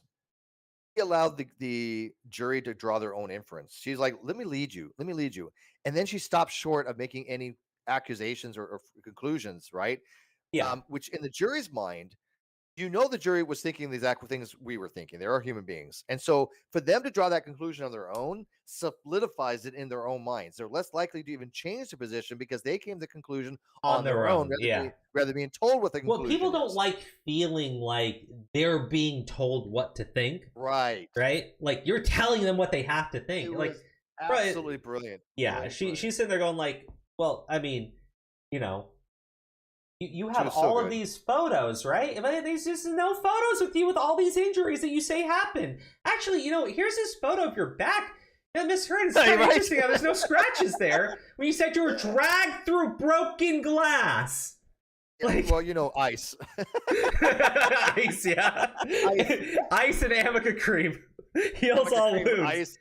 Bro, and a bruise kit. Apparently a bruise kit. Bro, that shit was apparently better than a fucking sensu bean. Right? Like, they're fucking dragging. Right? Like, they're fucking dragging. my favorite part, I got about 10 minutes before I got to go make dinner for my roommate because she gets hungry. And when she gets hungry, she gets, I was going to say verbally abusive. No, I'm just kidding. She's not at all. She's a pussy cat. But she is hungry, and I take care of my roomies. So I told her I'd make her dinner tonight because she's chilling. Yeah. Having a night off. And so, are you hungry? Oh, she's emotional. Not she's having woman issues. Okay, just she's emotional. I'm going to take care of my roommate and make her dinner because I'm cool like that.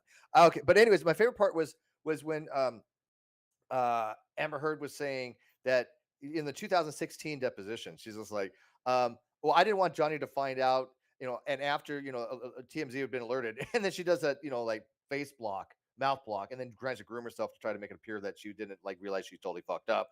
And then during the trial on the stand, Camille's like, you messed up there, didn't you? There, Miss Heard. No, I didn't. You did tell TMZ, and by the way, TMZ did come out in other places and say when we got that from Amber Heard, they said it from her. Well, actually, I think that there's a video of in 2016 of TMZ talking about. Yeah, Levine says we got this from her. Yeah, we got it from her directly. I'm like that wasn't entered into evidence, but yes, Levine said that, and then somebody else had said we don't know what she was trying to accomplish by giving us that.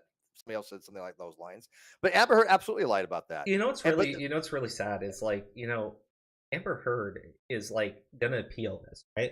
And I'm like, I really hope that you do that. She's getting the money for that. I hope that you do that. I hope that you waste as much money as possible, and then you know what I hope happens from there, Steve. I hope she gets a new trial.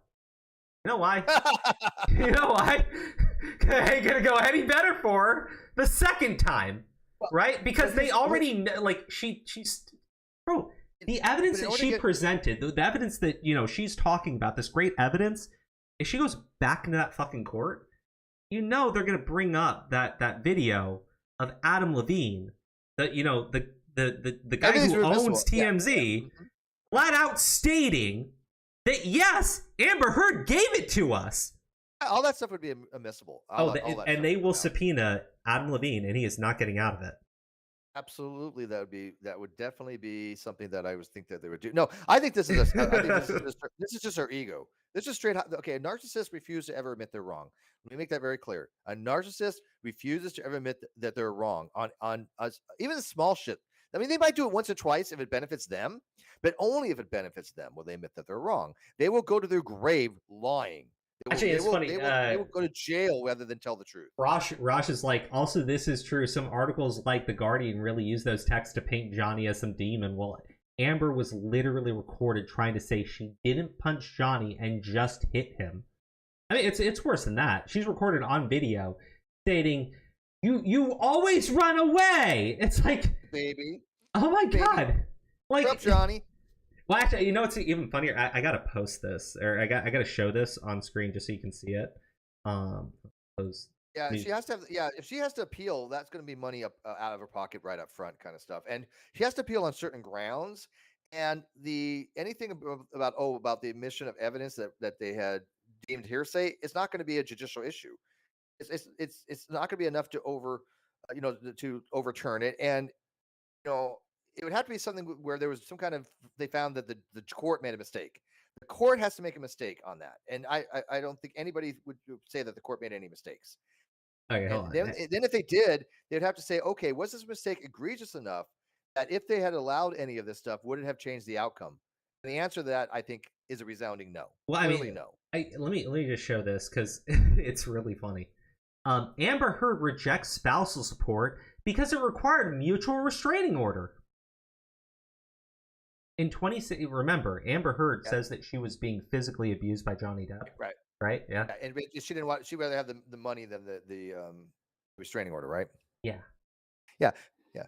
I had a very similar position of the person I'm suing. She had claimed that I was somehow took pictures of her and her kid. I've never been in the same state with this woman. That I was in a room with her, and when I sexually harassed her, I've never been in a room with her in my life. I've never been in the same state with her. I mean, obviously, these things were completely impossible. She tried to word things when we were in a hangout like this, right? But she calls it a room to the court. She tried to say when we were in a room together to the judge to kind of get a false TRO on me, which was dismissed. She got 3 false TROs. She got one on me and 2 other people, and all 3 of them were dismissed. But she had lied on the affidavit in order to get those TROs by saying, when I was in a room with Steve, this happened.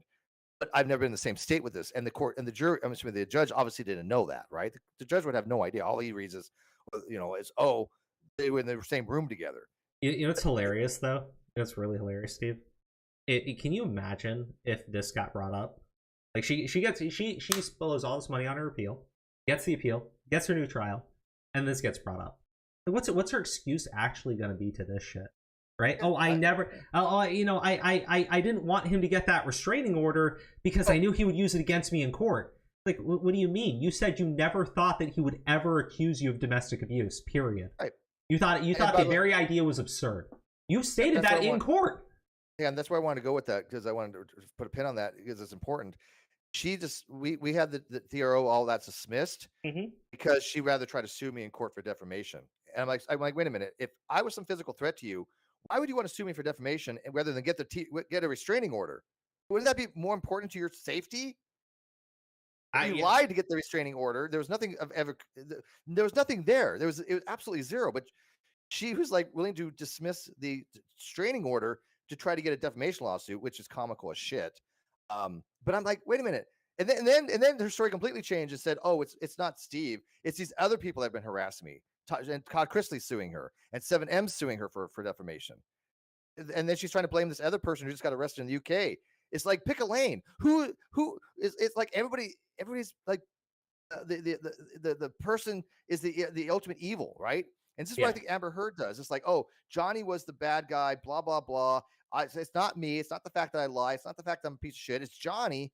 Oh wait. No, I'd rather have the spousal support than the restraining order, even though he beats the shit out of me and damn near killed me, and I'm scared for my life. It's not coherent. Her story is not coherent. Yeah. No, it's like a lot of these times when you have these fake Me Too's going on, right? Exactly. They're really it's I hate it. It's fucked up because it's so clear that they're lying, right? Like, but you can't say it to them because then you're being a misogynist. It's like, but they're it's so obvious that they're fucking lying, right? By the way, their story changes, right? The story will change midway through them explaining it to people. But you can't call it out. Well, there's just a story that came out that said the exact same thing. That looked that this has set back, Me Too. This has harmed, a lot of people. But the fact is that I've already had to spend money to defend myself on something that never happened, right? Yeah. In order to get justice for me, because I wanted the story out that she lied. I have 4 entries in my blog on this, right? And so when a woman makes these types of allegations, for somebody to say, "Oh, you should automatically believe them," I take personally, because I know for a fact that this person has lied about things. Matter of fact, she's being sued for lying for 2 other people. So even though everybody knows now that she did lie about this stuff, just like they know Kyle did, I still had to fight tooth and nail for how long in order to get vindication as a man, because people had actually said, "Oh, it must be true. It must be true." Okay, where's the evidence? Oh, it happened, in a chat room. Well, who's in the chat room? The producer. Well, the producer happened to pass away, which means he can't testify or anything like that. But he did at one time write, "This never happened." I have it from him. But it's very difficult when a woman makes these allegations toward a man, and they know that. They know. All they have to do is they have to say, "Oh, this guy did this to me," and because of Me Too, they have to automatically have the presumption they're telling the truth, which is dangerous. Because yes, women do lie, and I will admit it's infrequent. It is very, very infrequent.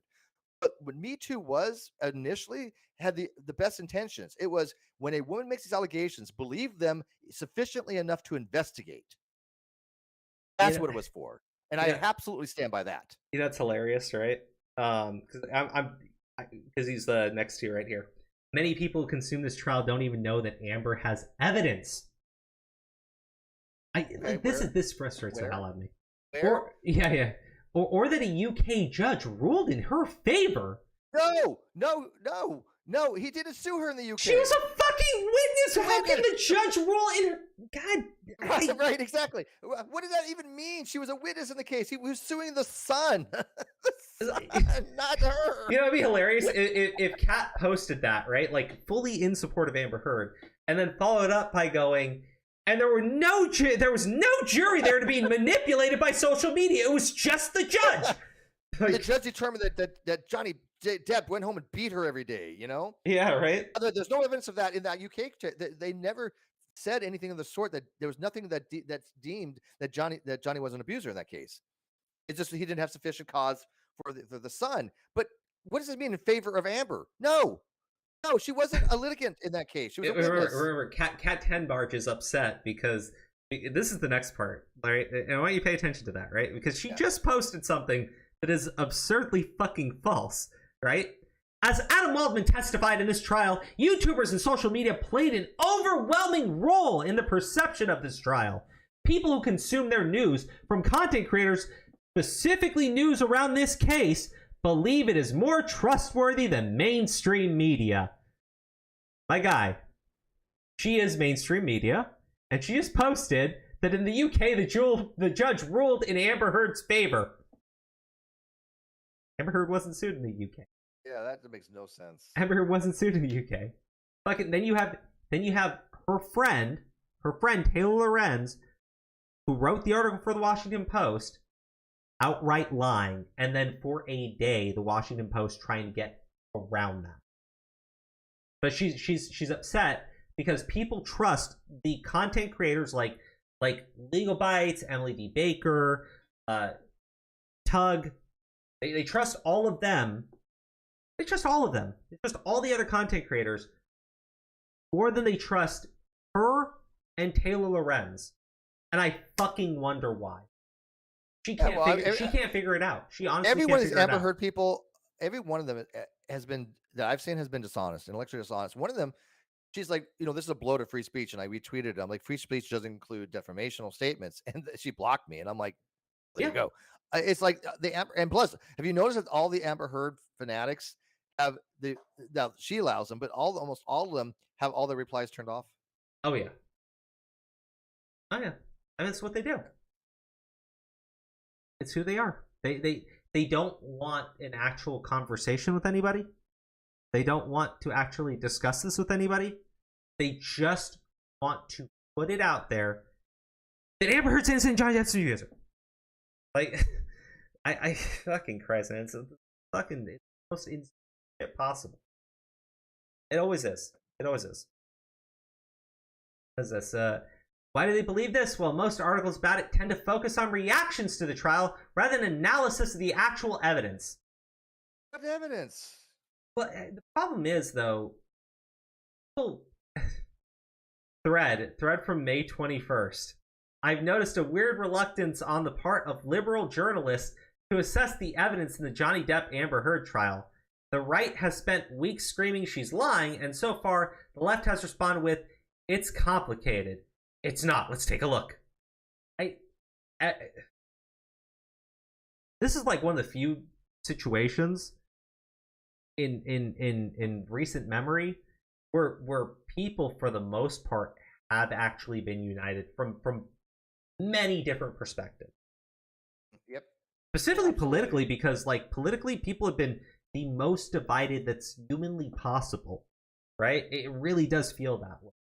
Probably not the most, because there's definitely been much worse times in this country.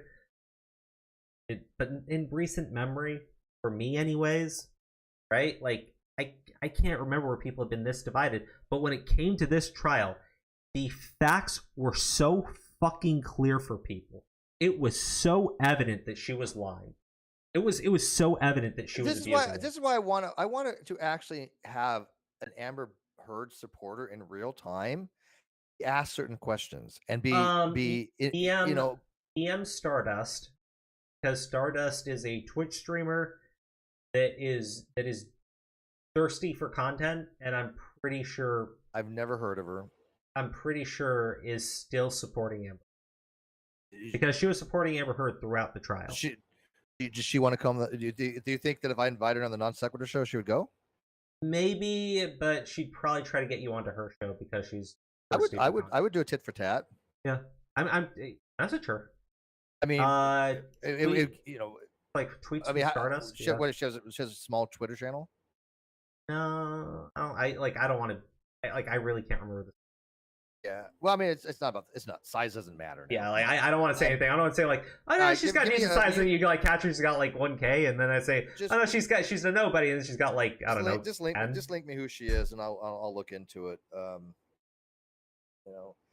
mean, the next guy I got coming on the next Sequitur show has 350,000 subs or something like that. Okay, well there you go. Like I really, I don't want to tell you the wrong thing. I can't remember like right now. Fine. I just remember that during the trial, she was getting kind of slammed because like she was.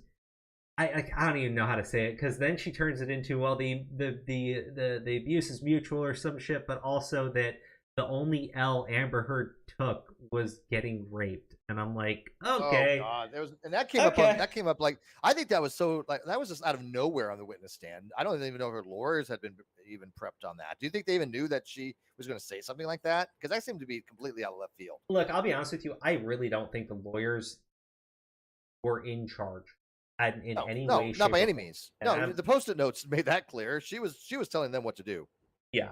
And like, again, because I'm pretty sure, again, if Elaine actually had a say in how they were doing that case, or Roddenborn or any of the attorneys, right, they would have never countersued. Yeah, that was silly.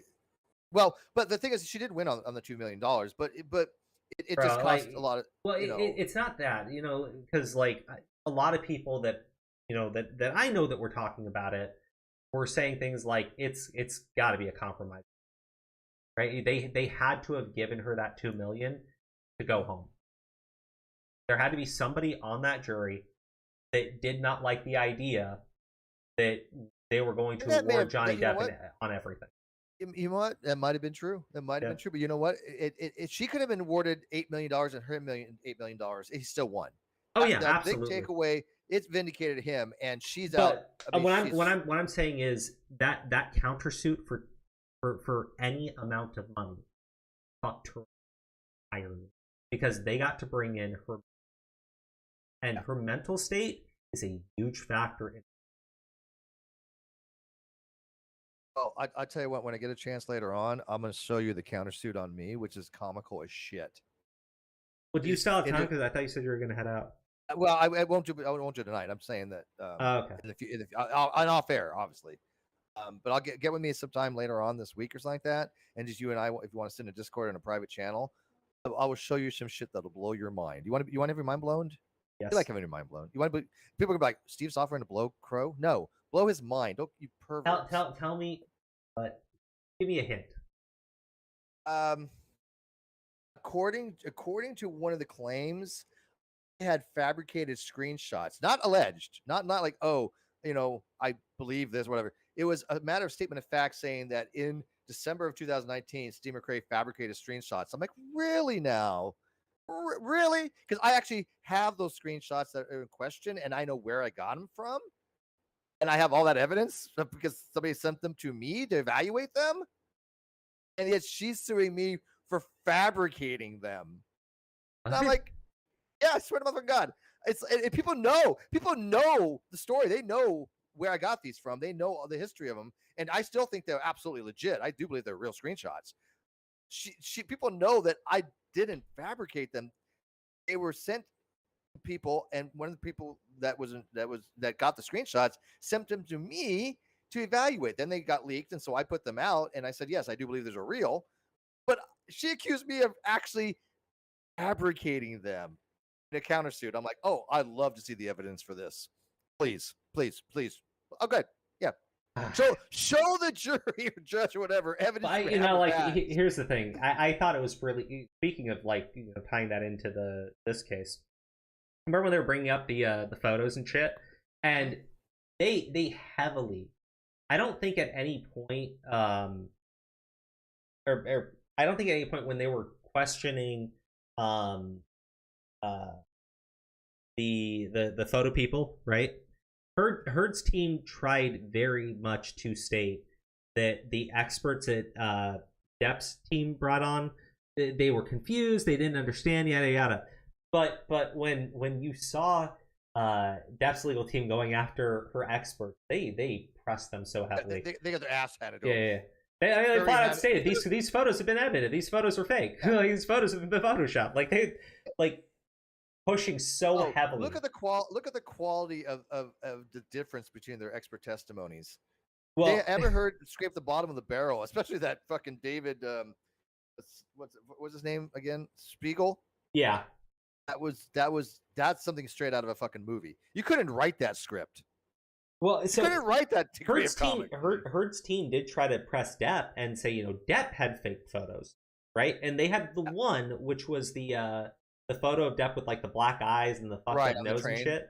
Yeah. And I'm like, okay, what's your evidence of that? And they bring up the public photo that the train line used, right? Mm-hmm. from their homepage, and the lighting is complete brightened. It's yeah, they had the originals.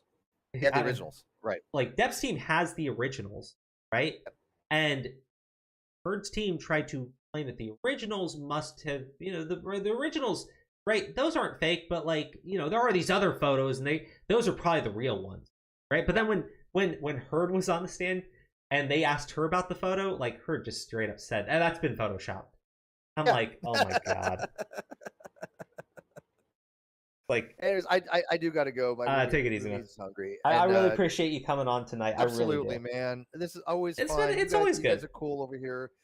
Great audience. And so I know anytime, man. And dude, even when we don't agree on something, I always appreciate having your perspective. What is it we don't really agree on though? That's not much. I don't. I don't know what the hell we did. One of these we'll figure it out. But I need to get you on my channel, man. Why don't you come over and so I can like promote your shit? I'm pretty sure we probably disagree on politics. I'm not even. I mean, I'm more apolitical. I did a show on politics for a while, but I found out it bored me.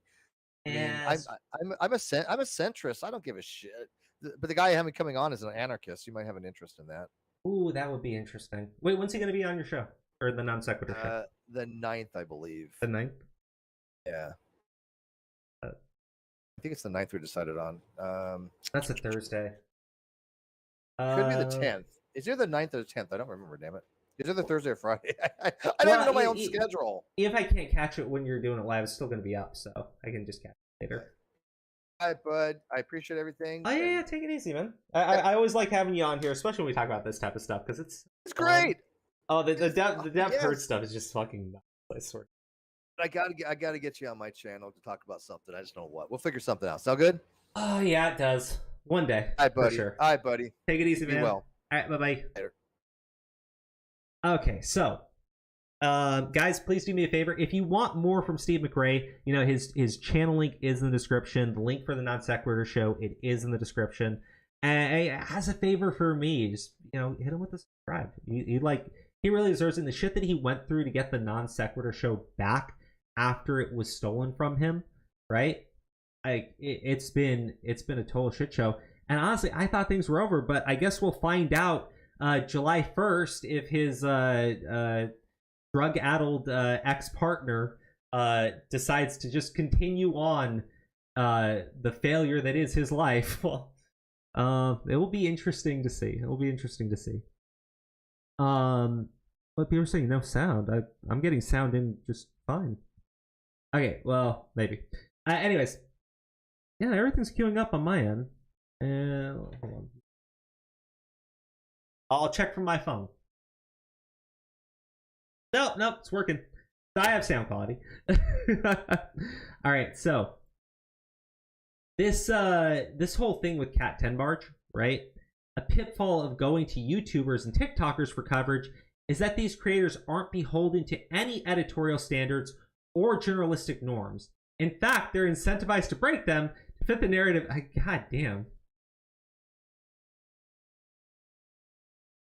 I hear.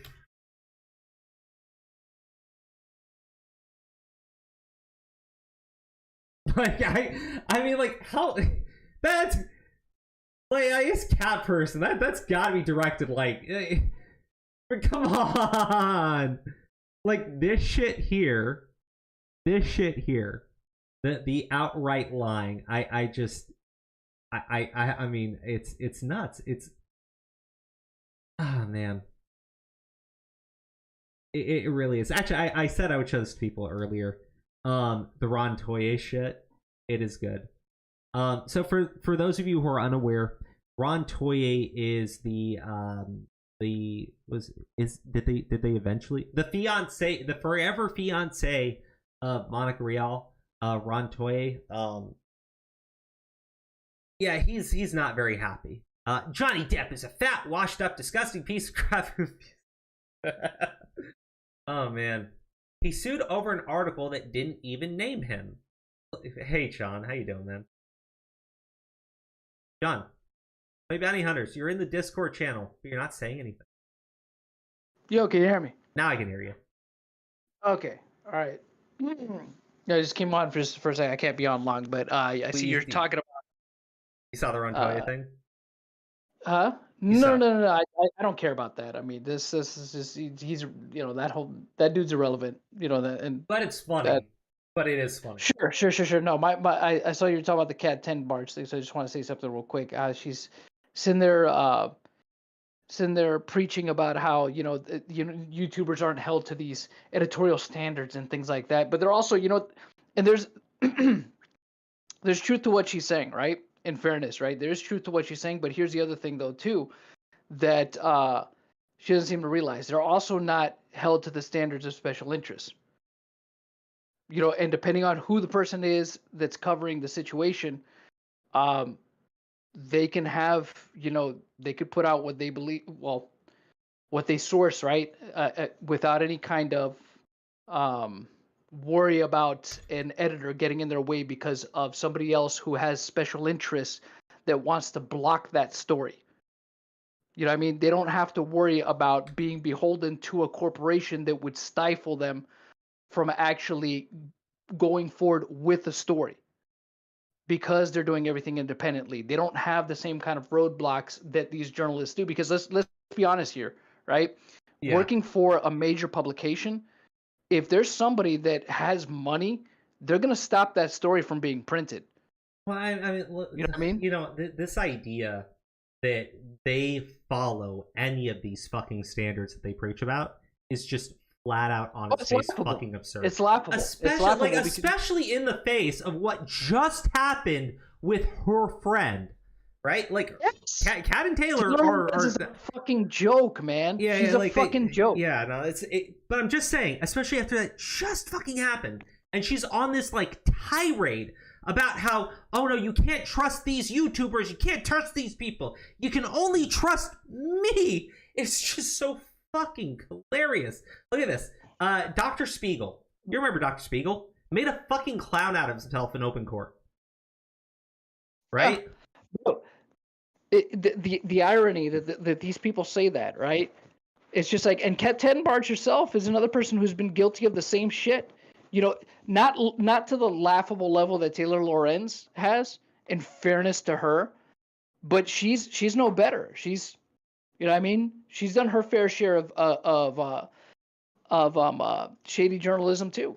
I mean, she tried to, bro, look, you know, she tried to pull the same kind of nonsense with Tug too, not to the same degree. Like Taylor Lorenz always takes it that step further, right? By actually following through with what she's doing, knowing that it's a lie.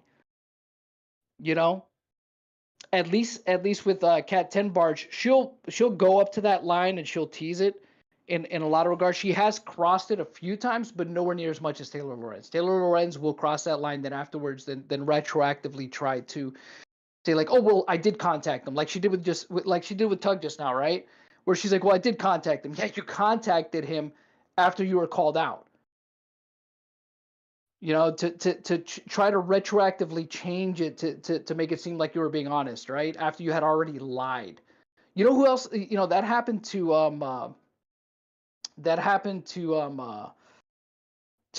somebody else randomly in the middle of her going on this. All this stuff's about like Depp and Heard, and how Heard was clearly abused, and Depp's getting away with it, and shit like that. And just like randomly in the middle here, some guy talking about the Epstein trial. I mean, it's just so weird. It's dumb as shit, dude. And these people, bro, are fucking, they're ridiculous, man. They shouldn't be taken seriously. And look, and you know what? They're threatened, bro, because yes, you know, there's a lot of YouTubers that are taking their place, you know, and they're afraid, of course, and they should be afraid. You know what I mean? They should be afraid that they're losing the influence that they have. You know what I mean? But the thing is, it's not like it hasn't been a long time coming, especially with how they've tried to manipulate information as it is. You know what I mean? And not tell the whole truth when it comes to these situations. They're the ones that have sold out to these special interests. They think, you know, and the way that they go about their journalism too, the questionable things that they do, right, to get to the stories, and they wonder why nobody trusts them anymore. I find her Twitter fascinating, because I was looking at this shit, and like, I have no clue who this guy is, so I don't want to like shit on him. He doesn't seem like a very intelligent person. He goes like, you know, people can be influenced by media, and influencers have a real opportunity to contribute to change. People just go where the wind blows, and I'm like, look, are you talking about like you're talking about like in 2016 where people just automatically sided with Amber Heard, right? And they just like did that, and now we're finding out that wasn't the right thing to do. You know, like how the right side of history isn't always what's popular on the internet, because we found out that they were wrong back then. But okay, yeah. I guess what he means is now that's being corrected, now it must be wrong, because he finally realized that the popular stuff online isn't always the right thing. What a fucking dumbass. I didn't mean to be it. I have no clue who they are. They seem like a nobody that Kat Tenbarge is, you know, just retweeting because, you know, they're giving a take that she can say is I don't know, man. Your tweets are in weird as her shit. mind a take that she thinks is Here. quote unquote reasonable. You know what I mean? Here's Cat 10 Barge retweeting Taylor Lorenz, right? And then going on a tirade about how nobody trusts mainstream media. I don't, bro. You know, and that to me, bro. The fact, like, that's well, because they're friends. That's why. And the thing is, it's just like homegirl. That's the last person you want to be retweeting. She is a laughing stock. Your homegirl is a laughing stock. Okay, and this is why nobody takes you. You're gonna follow the same path that she is. You know what I'm saying? If that's who you associate with, because, bro, you know that saying, bro. Show me who your friends are. I'll show you what your future is. Wait, what? You ever heard that saying? What? Show me who your friends are, and I'll show you what your future is. No, I've never Or I'll heard tell that. you what your future is. You never heard that saying? Nope. Yeah, well, you understand what it means, though. Yes, I do. So there you go. Yeah, and Cat 10 Barge is friends with Taylor Lorenz. So I think we can see where that's going for her. I didn't even notice this. The National Coalition Against Domestic Violence, I've never heard of them, is appalled by the outcome of the Depp Heard defamation trial and has serious concerns for victims and survivors' abilities to speak out about their experiences. I mean, Okay. Johnny Depp is saying that he is a victim of domestic violence, and they're basically disregarding him entirely because they believe... because he's a man, baby. I mean... Because he's a man, baby. Well, let's see. What spilled out of the courtroom and into the media, including social media, was an abuser exerting control and manipulating the media and a loyal fan base to attack his victim on his behalf. You know what's really funny? During the trial, and I don't think we like, bro, they're claiming this after it was revealed in court that Amber Heard leaked all of it to TMZ right before her divorce hearing. Like, Yep. These people are disgusting. Cat 10 Barge is disgusting, and this entire organization, the National Coalition, clearly is is much happier to side with an abuser if it means they don't have to side with the guy. Fuck, man. Yeah, bro, they're not. You know as well as I do, bro. They're not journalists, bro. They're activists masquerading as journalists, bro. That's all they are. At the end of the day, and the thing is, and even then, you know, their activism sucks too. You know, they're not good at that either. So, you know, that is what it is. But hey, I gotta go. Yeah, I she just popped retweeted in an for a article. second. She retweeted a thread from 2020 on Marilyn Manson. I mean, well, that's what I'm saying. You know, I'm not surprised, man. I did take it easy. So, all right, later. All right, so like, this is. Like I say, like, go on a tirade. This woman went on a fucking tirade. Oh my goodness. I am like so amazed that the Dr. Spiegel guy is hilarious to me, right? Because she's talking about like how this man was is being like threatening all this shit, right? And I'm like, dude, obviously that's always bad, right? And you know, he kind of did go, you know, into court and sort of reveal himself to be a complete fucking fraud. So what am I supposed to say?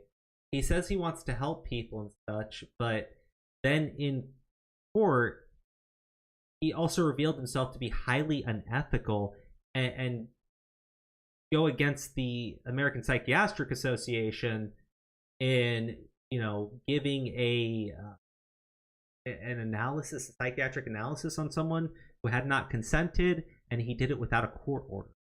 So that's against the APA. So I don't know. Maybe like,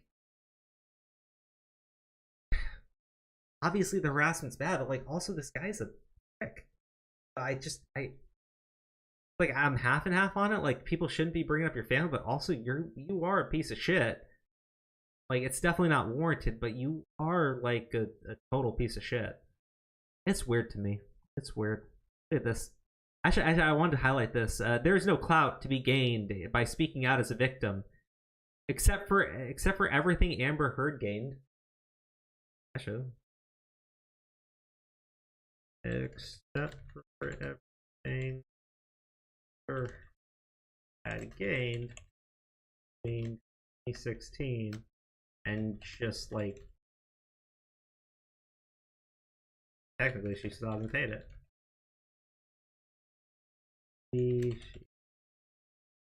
I probably shouldn't be doing this one stream, but it's so tempting. It hasn't paid anything yet.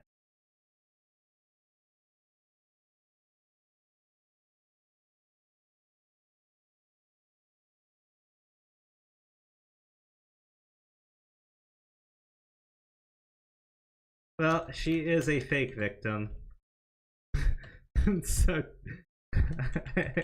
I guess Miriam is still correct. Alright, guys. You can see what's been going on since the trial of Amber Heard and Johnny Depp. But yeah, it is funny. It is funny. Wait, don't go to my Twitter. Oh, let me close out of this. But there you go. Yeah, I think Cat 10 Barge is really disgusting. I didn't get through the entire thread. It's so bad. Right?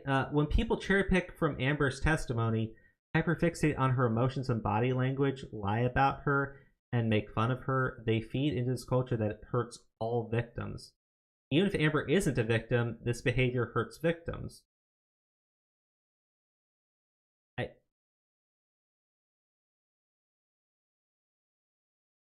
Oh, man. It's really sad to see this is where we come as a society. I think we failed. I think that the meteor is probably the best option for us as a species.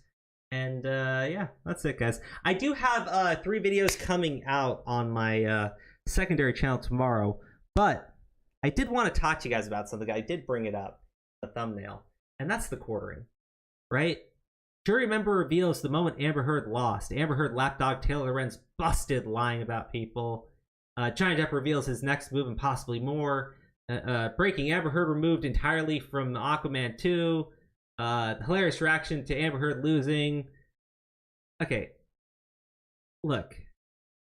Obviously, the Johnny Depp videos and the Heard videos are going to bring in a bunch of views for the quartering, and I'm happy for it. Good for him. But look, man, I gotta say, I remember during the trial when Heard first came up to testify, and Quartering was talking about just how bad things were going. That right then and there. And before then, I remember him talking about what a piece of shit Johnny Depp was, and how it was probably mutual abuse. But I guess now that he's won, and now that he sees where or even before then, really, when he kind of saw Depp was 100% going to win, I don't know. I just felt like he instantly flipped into being one of the biggest Johnny Depp supporters possible, right? Just look at this shit. I mean, it is funny. It is funny. This isn't even this is just all from the week, right? I don't know. Good for Jeremy, get your bag and everything. Does anyone else feel that way? Is it just me? Am I losing my mind? Right? Maybe it is. Maybe I am just completely I don't know. But I do agree with him on some stuff, right? What is it? There we go. Star Wars reveals absurd evidence used to smear this thing is a funny story, and you should probably go support Jeremy because he is right about this, so I'll give him a like. But I feel like all this stuff with Depp is just for views. I really don't feel like he likes Depp, because Depp said some pretty harsh things about the Orange Man, and Quartering is a big Orange Man supporter, so that really upset him. So I feel like he really doesn't like Depp. And he's just doing this shit for views and stuff, which, good for you, but this is an excessive amount of videos, right? I just imagine him internally hurling every time he has to upload anything remotely positive about Depp. You really don't like the guy. But I don't know, I just thought it was funny. I just thought it was really interesting. It didn't seem very genuine to me. It really did seem like it was all about just, I don't know. Maybe I'm wrong. At least he can change his mind on this and admit he was wrong. Yeah, BPM, maybe you're right. Maybe you're right. Maybe I'm just being a dick. Probably correct. Anyways, guys, that's it for the stream. I really appreciate all the support from y'all. We'll be back here on Monday when we'll have, I believe, a very special guest then. We'll see. I don't really care much about Dev either. I don't think he should be defamed and abused. Yeah, I'm with you there. Like, I'm not going to go back and start, like, promoting all of Johnny Depp's old videos. And honestly, yeah, and like, I'm not going to go watch Aquaman 2 now that Amber Heard's been removed from it. Like, I'm just interested in what happened with this trial. Obviously, I was more concerned with the fact that there was a fake Me Too going around on a guy, because it sucks when that happens. But I'm really glad that he won. And hopefully it does send some sort of positive message to people. But I guarantee you, the next week, the next 4 weeks, actually, no, I take that back. Just watch how bad it will be as they go into this appeal. It'll be really bad, and if it's not immediate, there will be a lull, and then it will go right back into full. I don't think media likes having their credibility just completely eviscerated the way that it was. Because in this one, you gotta understand, like, when I say the media's credibility was eviscerated, it's not like they don't do that to themselves on a daily fucking basis, right? They do it to themselves often, and when it happens, it's humiliating, it's embarrassing. It almost like never fucking ends for them, right? But, ugh. This one, Johnny Depp is not a right-wing guy. He's not a conservative person. His entire fan base is just people that really like Johnny Depp, and it's millions of people.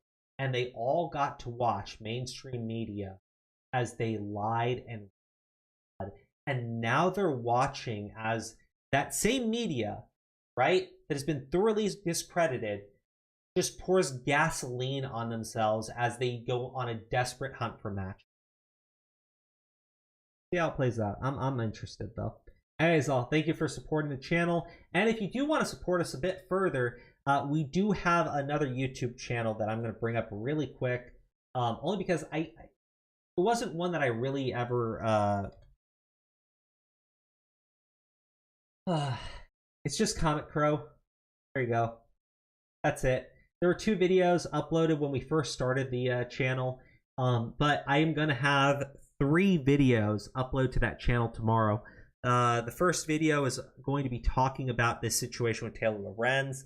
The next one is the Obi-Wan Kenobi show, because it's very interesting. I thought it was funny. There is a very funny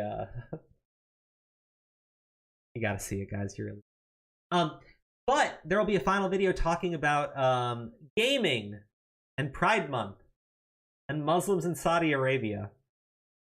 I always like starting off with controversy. So, on the relaunch of the Comic Crow channel, for good, we will be making regular uploads to that channel, at least 1 per day moving. But there will be 3 uploaded to it starting tomorrow. I hope you can support us there. It would mean a lot to me. But we'll see what happens. Thank you all so much again.